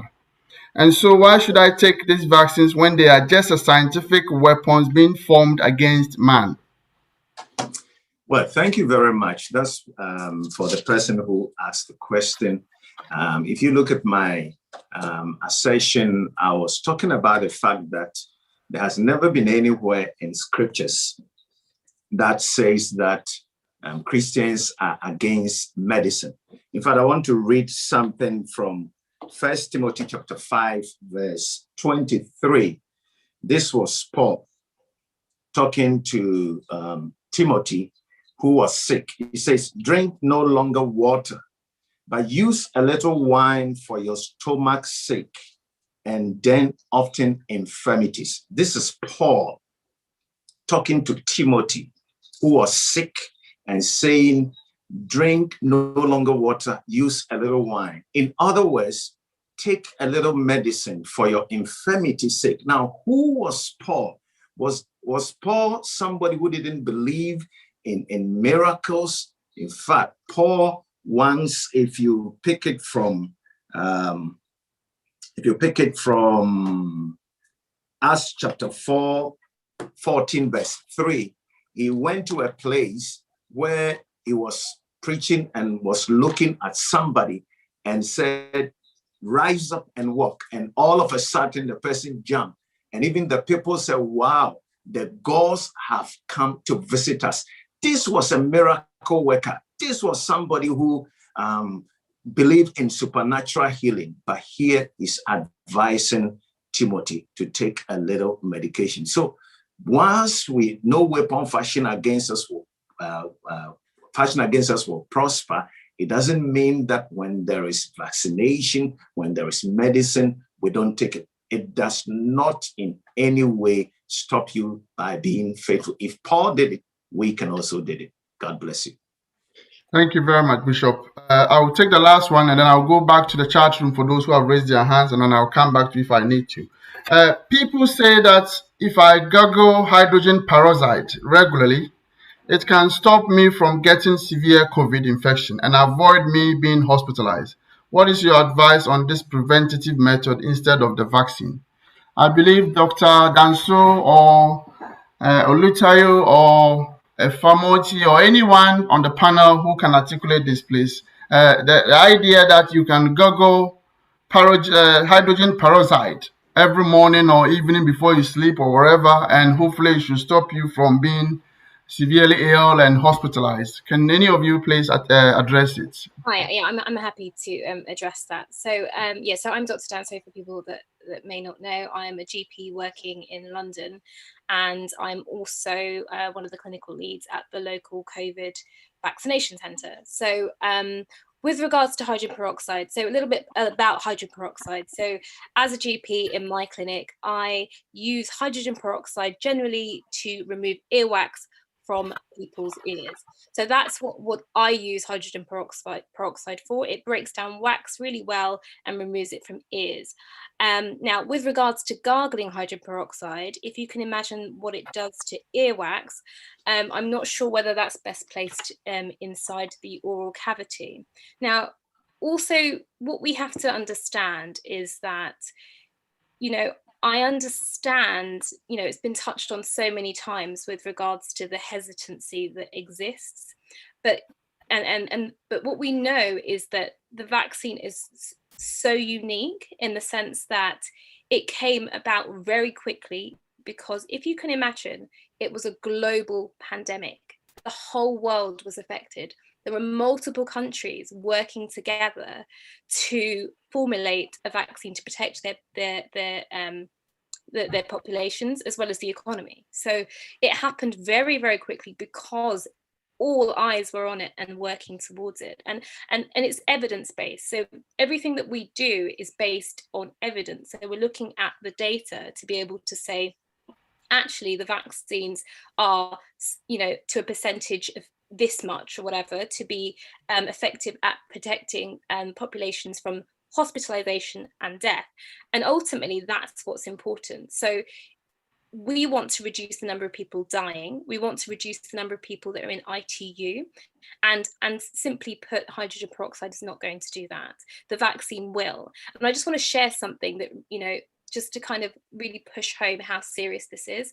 As I said, I work at the COVID Hub Centre, the vaccination centre, and I was working there last weekend. And the number of people that came in under the age of 55 for their COVID vaccines who actually came in on oxygen. So what people don't realise, and these people had COVID, some of them had spent 2 months in hospital, 3 months in hospital, and they were there waiting to have their vaccination. And they said to me, as the doctor that was supervising, all I want is for people to know how serious this is. Some were Black, some were white, some were Asian. And what it is, if they're there after having COVID, after spending 3 months in intensive care, on death's door, and they're having the vaccine to protect themselves because there's a chance of having it again, I just strongly just want to put out there that it's so important that we protect ourselves. And I understand, I'm going on a bit now, but I really understand the hesitancy and the fear. Like, I really do understand. There is a history of Black people in this country in particular being maltreated, not just in the health system, but in the judicial system, in the education system. So it exists, but right now we don't want to, isolate ourselves any further.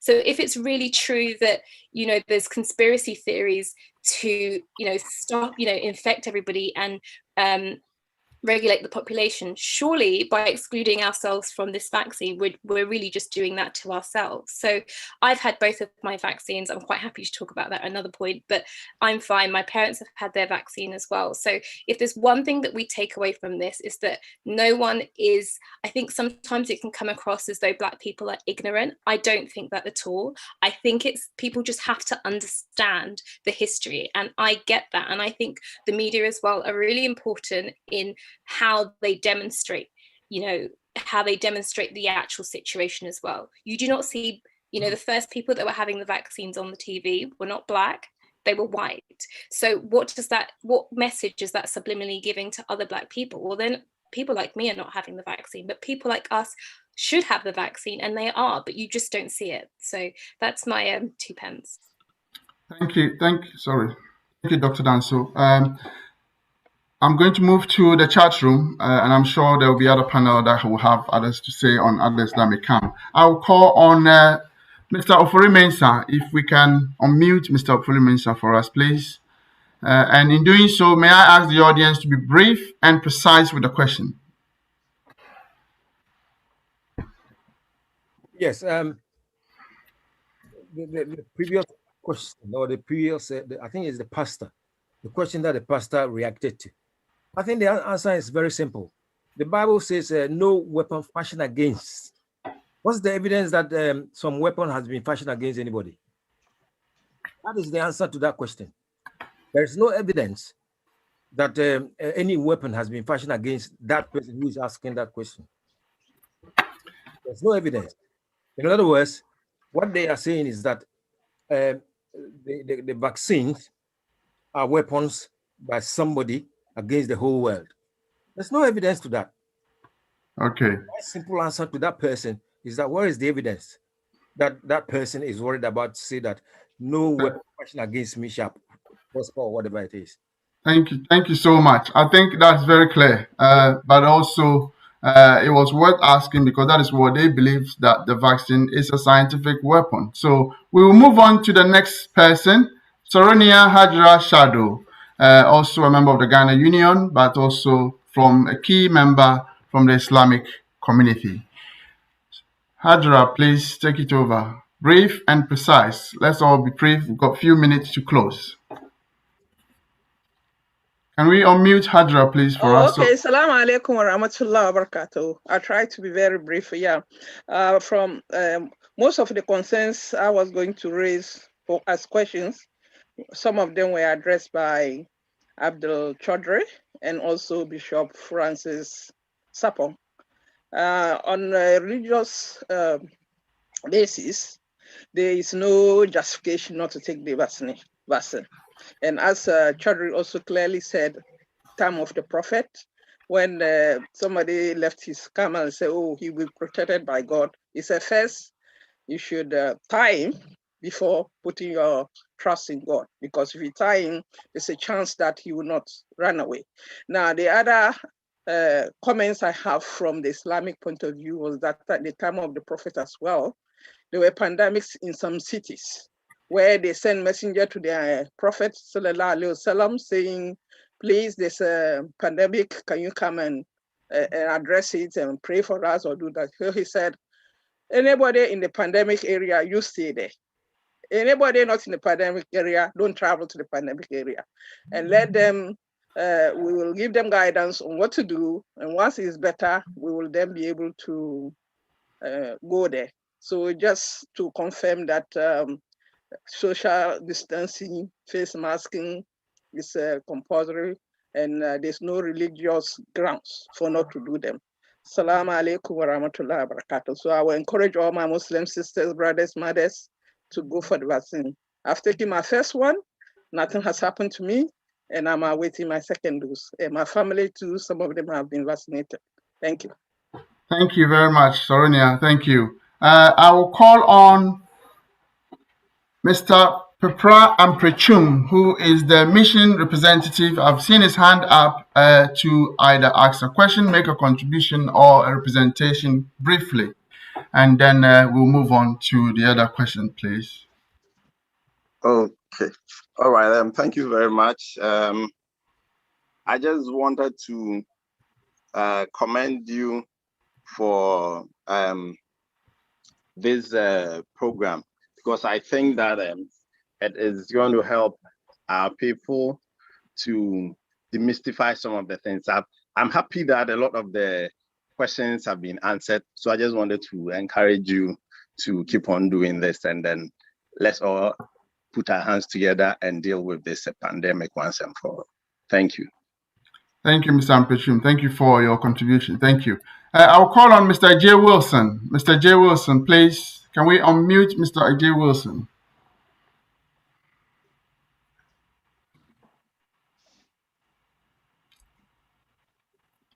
J. Wilson, please, can we unmute him so that he can ask the question? Or perhaps, Mr. Wilson, if you can try and unmute yourself.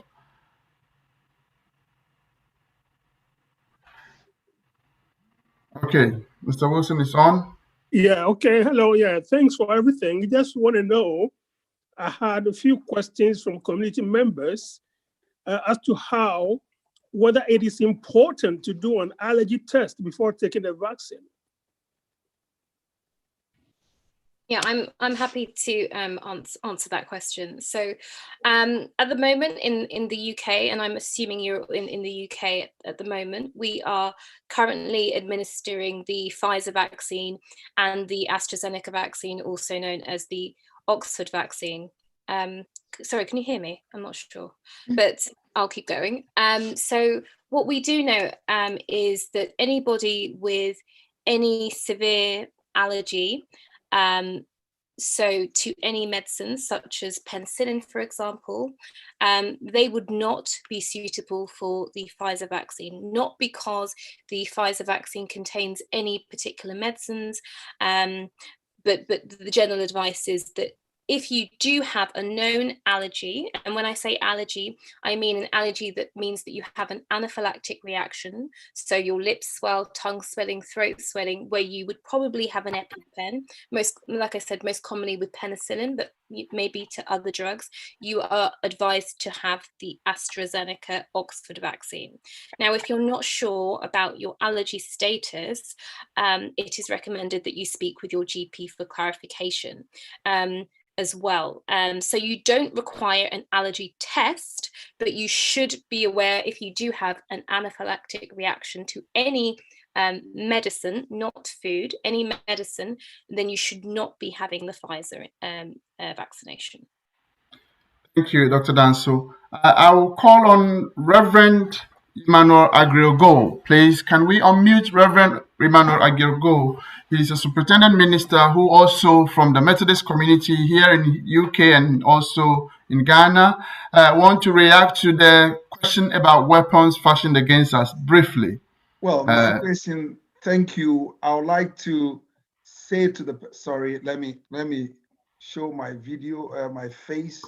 Yeah, I'd like to address the issue of weapon fashioned against us. God does not want us to be complacent.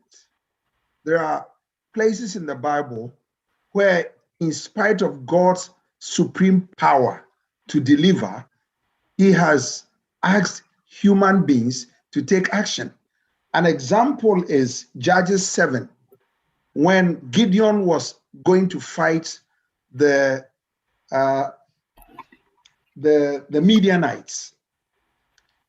God could have asked Gideon not to do anything because the Midianites had fashioned their weapons against Israel. And those weapons shouldn't prosper, even if Israel doesn't do anything. But God asked Gideon to select men. When Gideon took too many people, so that we will see the validity of this statement, no weapon fashioned against us will not prosper, God asked Gideon to reduce the number of men that he was going to war with. But eventually, he went with a small group of people, attacked the Midianites, and succeeded. So the issue of God, weapons fashioned against us will not prosper, is more so, that is the more reason why we should take this vaccine, so that the weapon fashioned against us by the COVID virus will not prosper. God doesn't want us to die. He wants us to live and to tell of his wonderful deeds.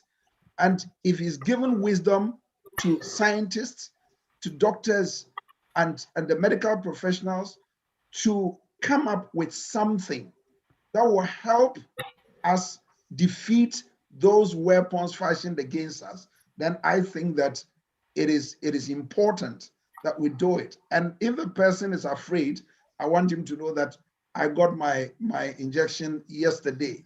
I was expecting to be maybe ill or something, but nothing happened to me. So you see, no weapon fashioned against me is prospering. I'm here, fit and sound. So go and take it. Thank you, Reverend Agriogo. Thank you for your contribution. I'm going to go and take two more questions, or two or three. As you can see, our time is now approaching, but we want to stay true and get any other information with the successive section. So please do hold on and be with us. I will call on Harriet Ganda. Harriet Gander, please, to ask the question. Yes, well, also it's just an encouragement for people who are still skeptical and scared to have the vaccine. I'm a social worker in Liverpool. I had my vaccine. I was skeptical myself. I was scared.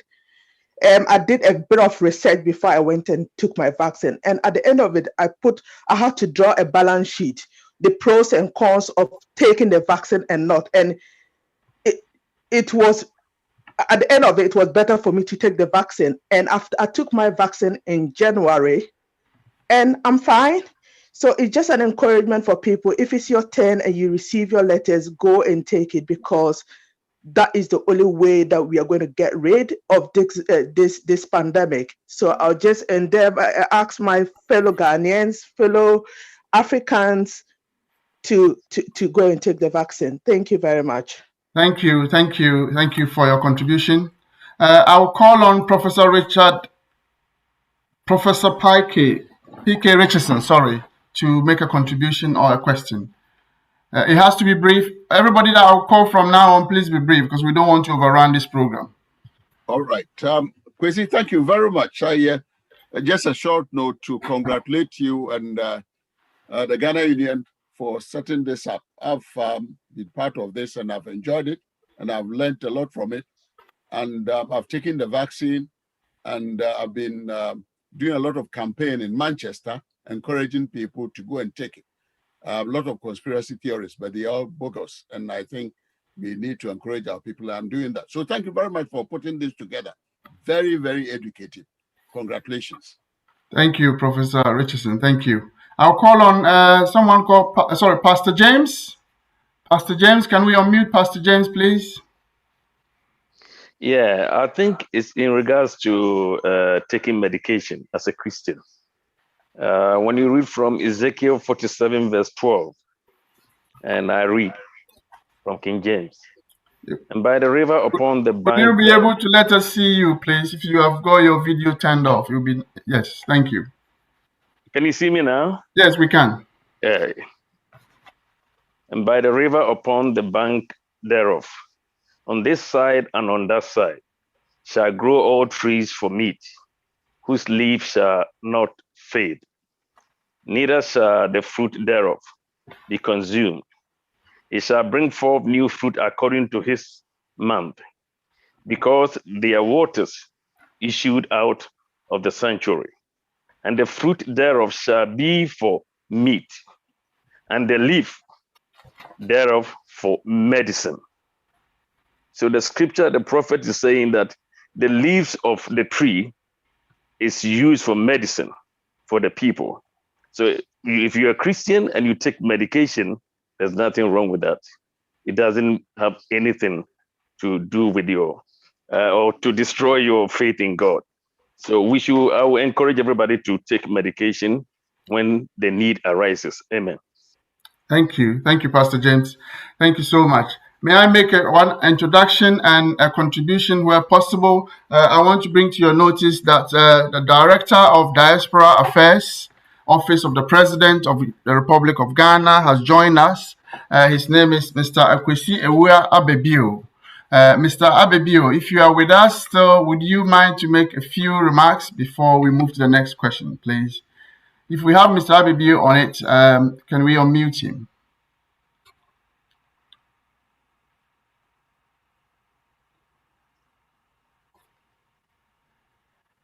Mr. Ewua Abebio.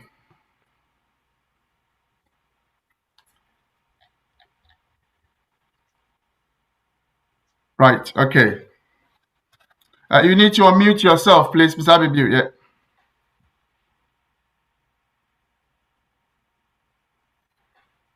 Hello, good evening to all of you. It's very it's a privilege for me to be with you this evening. I've been tuned in since you started and I've listened to everything. I'm excited that such an educative program is going on to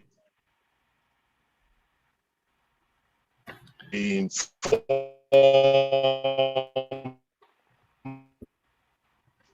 and to let everybody know I'm a vehicle.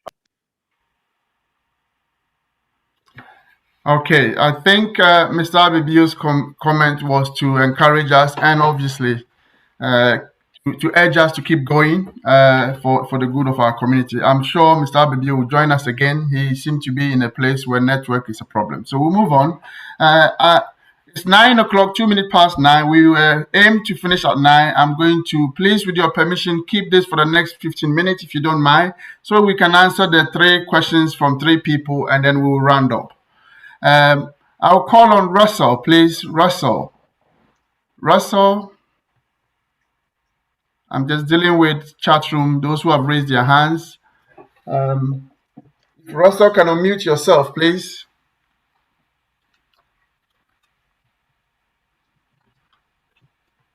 All right.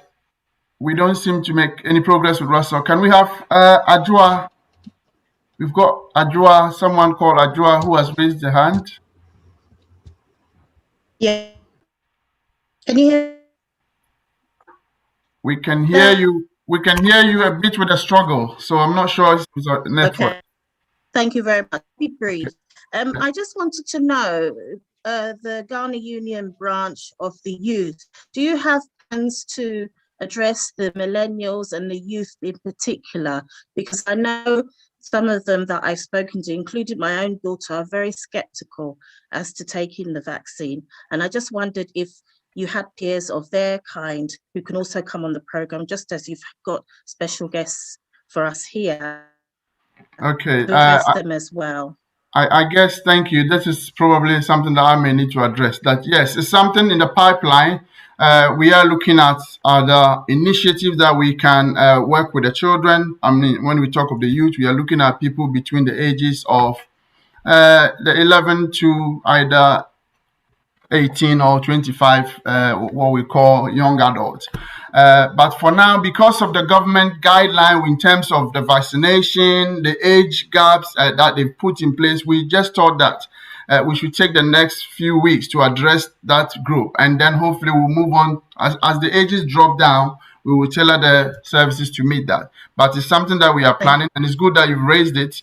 And I'm sure the committee members who are listening will take note so that when we review the program, we can look at where we can either do something parallel along the way. But yes, it's something being considered. Thank you very much. Thank you very much. Thank you. Can we call on, what's the name? We've got Ajua. Nana Kunedu, please. Nana Kunedu. Nana Kunedu, please. If you are with us, unmute yourself and take over. Yeah. If we can see you, please. Yes. Okay. Okay. My name is Nana Kunedu. I just have a bit of question to ask Dr. Ajua. I'm a registered nurse myself, but I've been skeptical about taking this vaccine. They offered to me in January, but I refused. And I've done a little bit of research about it. My question is, can a breastfeeding mother still go ahead and take the vaccine? Yeah, so thank you for sharing that, actually. We know that some healthcare workers, data came out from some studies in Leicester that showed that healthcare professionals, doctors, nurses, healthcare assistants had the lowest uptake. So it's not just people, non-medics, medics as well are also very skeptical, which is very, very interesting. Now, with regards to breastfeeding, so the information at the moment is, and with regards to vaccinating, at the moment, we are saying that only women who are breastfeeding and are in the high risk category, the clinically vulnerable, so those are the people that have the severe, so you probably know what I mean by that anyway, as you're a registered nurse. So those are in the clinically vulnerable, those on steroids, those who are undergoing cancer treatment, those with sickle cell disease, all of those people that are currently shielding are those that would be suitable to have the vaccine, but otherwise not currently. But I suspect that will change. And the reason why that was initially the advice is simply because of data, not because we think it's dangerous, but as with all vaccinations, there are different phases of the trial. So initially you start on a small number of people, healthy participants, then you expand slowly, then you cover with those with common medical conditions, and then much later it's pregnant women, breastfeeding. So at the moment, no, unless you are in those high risk categories and you are shielding. So I hope that answers your question, and I really hope as well. I think it's okay to do your research and wait, and I think people are waiting. Just, and I think and I'm really happy that you've shared that, because I think some people are hesitant about sharing how they really feel, particularly those in healthcare. But I think once, seeing maybe more people having it and seeing more of your colleagues having it, that might kind of spur you on to protect yourself, particularly in the environment that you work. You want to keep yourself healthy and safe. Thank you, Dr. Dan. So I hope that answers the question. I'm going to ask one question here, which I have with me. Someone wrote to us saying last Thursday, one of the scientists behind the Pfizer vaccine on Sky News stated that the 12-week gap between taking the first and the second dose is far too long, and that the original data ideally supports 6-week gap. So how does one believe the government recommended 12-week gaps with the vaccine being offered without any analyzed data on efficacy of the 12 weeks, the difference in 6 weeks? Effectively, that somebody saying that vaccines was originally made for 6 weeks to be taken, and then you take your second dose. Now the government, for whatever reason, is saying 12 weeks. How do we justify the efficacy within the 6 and the 12 weeks? I guess I'm probably the best person, I suspect, to answer that. So actually it was 4 weeks. So Pfizer had initially said there should be a 4-week period between the first dose and the second dose. And that was what the pharmaceutical company had advised initially. So this is sort of early end of December, early January. Now the government had to make a decision with regards to whether we extended that gap and to ensure that more people had their first dose rather than more people having just 2 doses. So they extended that to allow many more people, like we're seeing today on the platform, had their first vaccine. Now, after the first vaccine, we know that you are protected sort of up between 50 to 70%, depending on what vaccine that you have. And that also increases after the second dose. But interestingly, I think somebody mentioned the study that they've done in Israel. Now, the study in Israel has shown that actually the gap has actually improved the efficacy, so how efficient the virus is. And we think that is simply because your immune system has time to kind of, so once you have the vaccine, your immune system basically brings out fighting cells ready to recognize and fight the virus. Now, in that time between your first and second dose, it actually kind of weans out the ones that are not as strong. So actually, by the second dose, when it's boosting that supply, you're boosting all the really good quality fighting cells. So actually, now we think that actually the 12-week period in between, based on the evidence that we have, is actually perhaps more efficient and efficacious than the 4-week periods. So I hope that answers the question. Okay, thank you so much. This was a pre-event question, so I guess whoever sent it will be listening. I'm sure it does.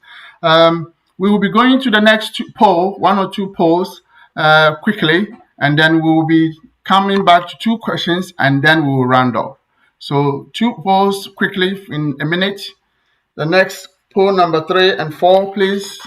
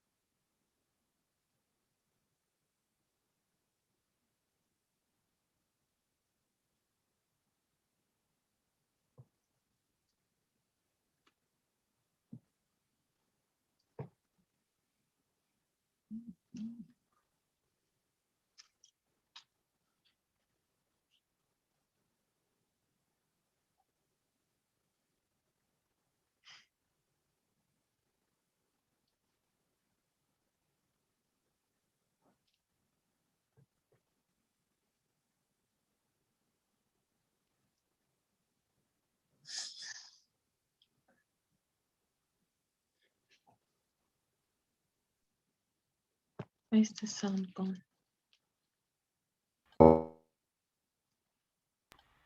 Sorry, technology means that we can speak and nobody will hear. But I did acknowledge the presence, the support of the groups that are together in this program. Ghana Nurses Association, World Remit, a sponsor, Western Region Nurses Association, and Ghana Union. Also supported by Ghana Doctors and Dentists Association, Ghana High Commission, Omega Live TV, and all the Ghanaian community groups and individuals who have today joined us. Can we share the next program coming up next 2 weeks on the 12th of March? Please join us. We will have these discussions going, and every time you come, there will be something new for you to learn. The next program will be on 12th of March, Friday the 12th of March at 7 p.m. The next program coming up next 2 weeks on the 12th of March. Please join us. We will have these discussions going, and every time you come, there will be something new for you to learn. The next program will be on 12th of March, Friday the 12th of March at 7 p.m. The next program coming up next 2 weeks on the 12th of March. Please join us. We will have this discussion. Okay. Right. Next program will cover COVID-19 and the vaccines, impact on chronic diseases. A lot of us within our communities around, some of us probably don't know what type of chronic disease we have. We are going to address some of the diseases that we live with every day that we know as a result of that, COVID has taken them away from us. So please, next 2 weeks, we will have experts, pharmacists, doctors, some of them from St. Thomas's and Guy's, and within our own community, speaking to some of the dreadful chronic illnesses that we have and what COVID has impacted on and how the vaccine can help you to survive a little bit longer. Because as you know, since this COVID started, initially anyone that died, it was identified to have had underlying illnesses. And it's about time we get to know a lot of some of these illnesses and how this vaccine can help us overcome it. At this point, I will take 2 more questions and I will say a big thank you to you for coming. Can I call on Stacy, please? Stacy. Hi, I just wanted to ask Bishop Francis Sarpong a question. So he's taken his 2 vaccines, and I was wondering if he had a pastor of a branch that's a bit hesitant to take the vaccine, would he still let the pastor go ahead and lead the branch? Thank you. That's a very good question. Bishop Sarpong, would you continue to let a pastor who refuses to take a vaccine in any branch of yours while you have taken yours? Well, thank you very much. I will answer it this way. Number one, you can't force somebody not to or to take the vaccine. So I'll not be forcing any pastor to take it or not to take it, but I'll be encouraging all my pastors to take it. Currently, we have more of the pastors who have taken it. So I will do that to encourage them to take it. Now, in case there's a pastor who will not take it, we have 2 things. Apart from the safety of you, the pastor, which you are compromising, you also have duty of care to your congregation. So your congregation are also my congregation, and as much as I'm concerned about you, I'm also concerned about them. If a pastor refuses to take it, we will not ask you not to lead, but we will place a limited role on you as you can play. Because if you are in the pastorate, you realize that a pastor will be the first person there, open the door, probably do 1 or 2 things before the congregation come. So if you are not protected, and if you are in a position whereby you are not vaccinated, the point is that you are in danger, and also you are in danger of spreading the disease to your members. So what we will do is that we'll allow you to operate, but we'll put limited operation on you, which means your interacting with the people will be limited. There are certain things you will not be able to do, like laying hands and all of that. So you'll be able to operate, but the government of the church will sit down and come with rules and regulations that will limit your intrusion into the congregation. Thank you, Bishop Sapon, and thank you, Stacy, for the question. The last question that I will ask, which came through to me from an email, says that the vaccines that are being used in the Western world are different from that being sent to Africa and other parts of the world. Could any of those experts, Olutayo as a pharmacist or Efa, address that? Is it true that we have vaccines different depending on where you live? I can answer that if that's okay. Yes. Yeah, okay. So each company is producing as many vaccines as they can. You know, the vaccines in the UK, the companies can't produce enough for the whole world. That's why it's important to commission vaccine productions from different companies all over the world. And also, you know, there's a government body, a world body called COVAX, and they're in charge of, you know, collating the vaccines from the different companies and making sure that they get distributed. So, you know, that's how come different vaccines are going to different countries. I think in Ghana, they've received some vaccines so far. I think that's come from Russia, I'm not quite sure, but they will be getting some Oxford AstraZeneca vaccines as well. And you know, we're just trying to get as many vaccines out around the world as possible. And as the vaccines are produced by the different companies, they're distributed. All right. Thank you so much. I will call finally on my colleague, Dr. Kwebuche from the Midlands, to comment on anything in brief so we can round up, please. Dr. Kwe. Thank you very much, and good evening to you all. More of an observation rather than a question. So first, I would like to encourage everyone, whether you're in the Midlands, in London, or wherever you are in this country, and also across the world, really, to take the vaccination. It's so important that we do so. Secondly, to commend the organizers of this program, particularly yourself, Chairman Quayson, for making sure that this program is aired, and also a lot of us across the UK and beyond have access to this. Thank you very much for that. And I hope, thirdly, that this program will act as a rallying call for all community leaders to step up to the mark and to collaborate with each other to make sure that we have coordinated efforts in delivering these programs for the benefit of our community. Thank you very much for this program, and look forward to also hosting you. I've got one tomorrow myself. Look forward to hosting you all at my event tomorrow. Thank you very much. Thank you, Dr. Quay. Thank you. There are a lot of work going on in the Midlands, so please, tomorrow, those of you who are able to join them, equally addressing a lot of psychosocial issues within the community following, COVID-19 and the rest of it. At this point, what can I say to my panelists? If we can have them on the screen, I would like to thank you all very much for joining us. My apologies for the delay, and obviously my apologies that it has overrun for the past 20 minutes. But the information we got, I believe, has served the purpose of the time. And we can only be thankful to Efamoti for your wisdom, the knowledge you brought to the bear, and everything that you have taken us through today. The Ghanaian community in UK and Ireland are extremely grateful. We hope we can count on your continued support.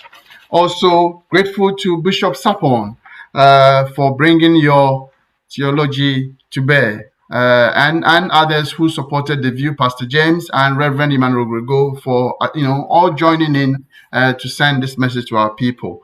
Now, Your Majesty, thank you very much for being there for us, for the community, and everything that we have done so far.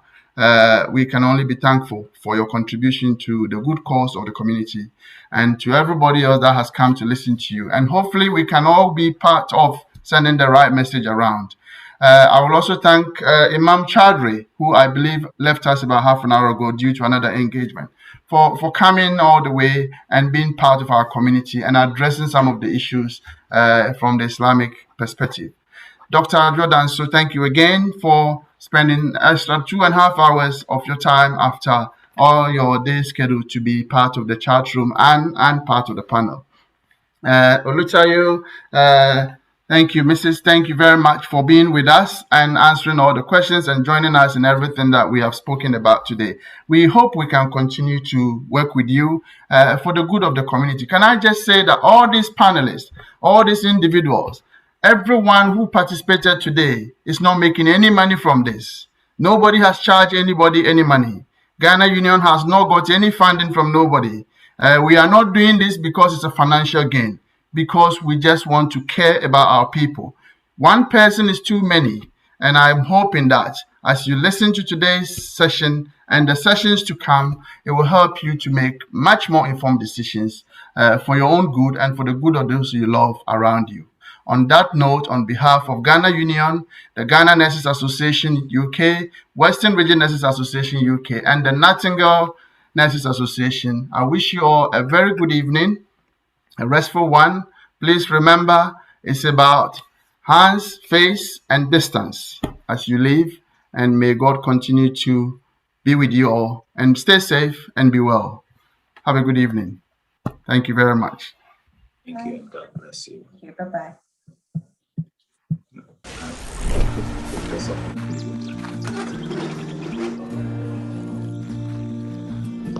At World Remit, we understand what the journey is about, how it can sometimes take a little distance to bring us a little closer together. With ways to save more when you send more, World Remit is here for you, so you can be there for them.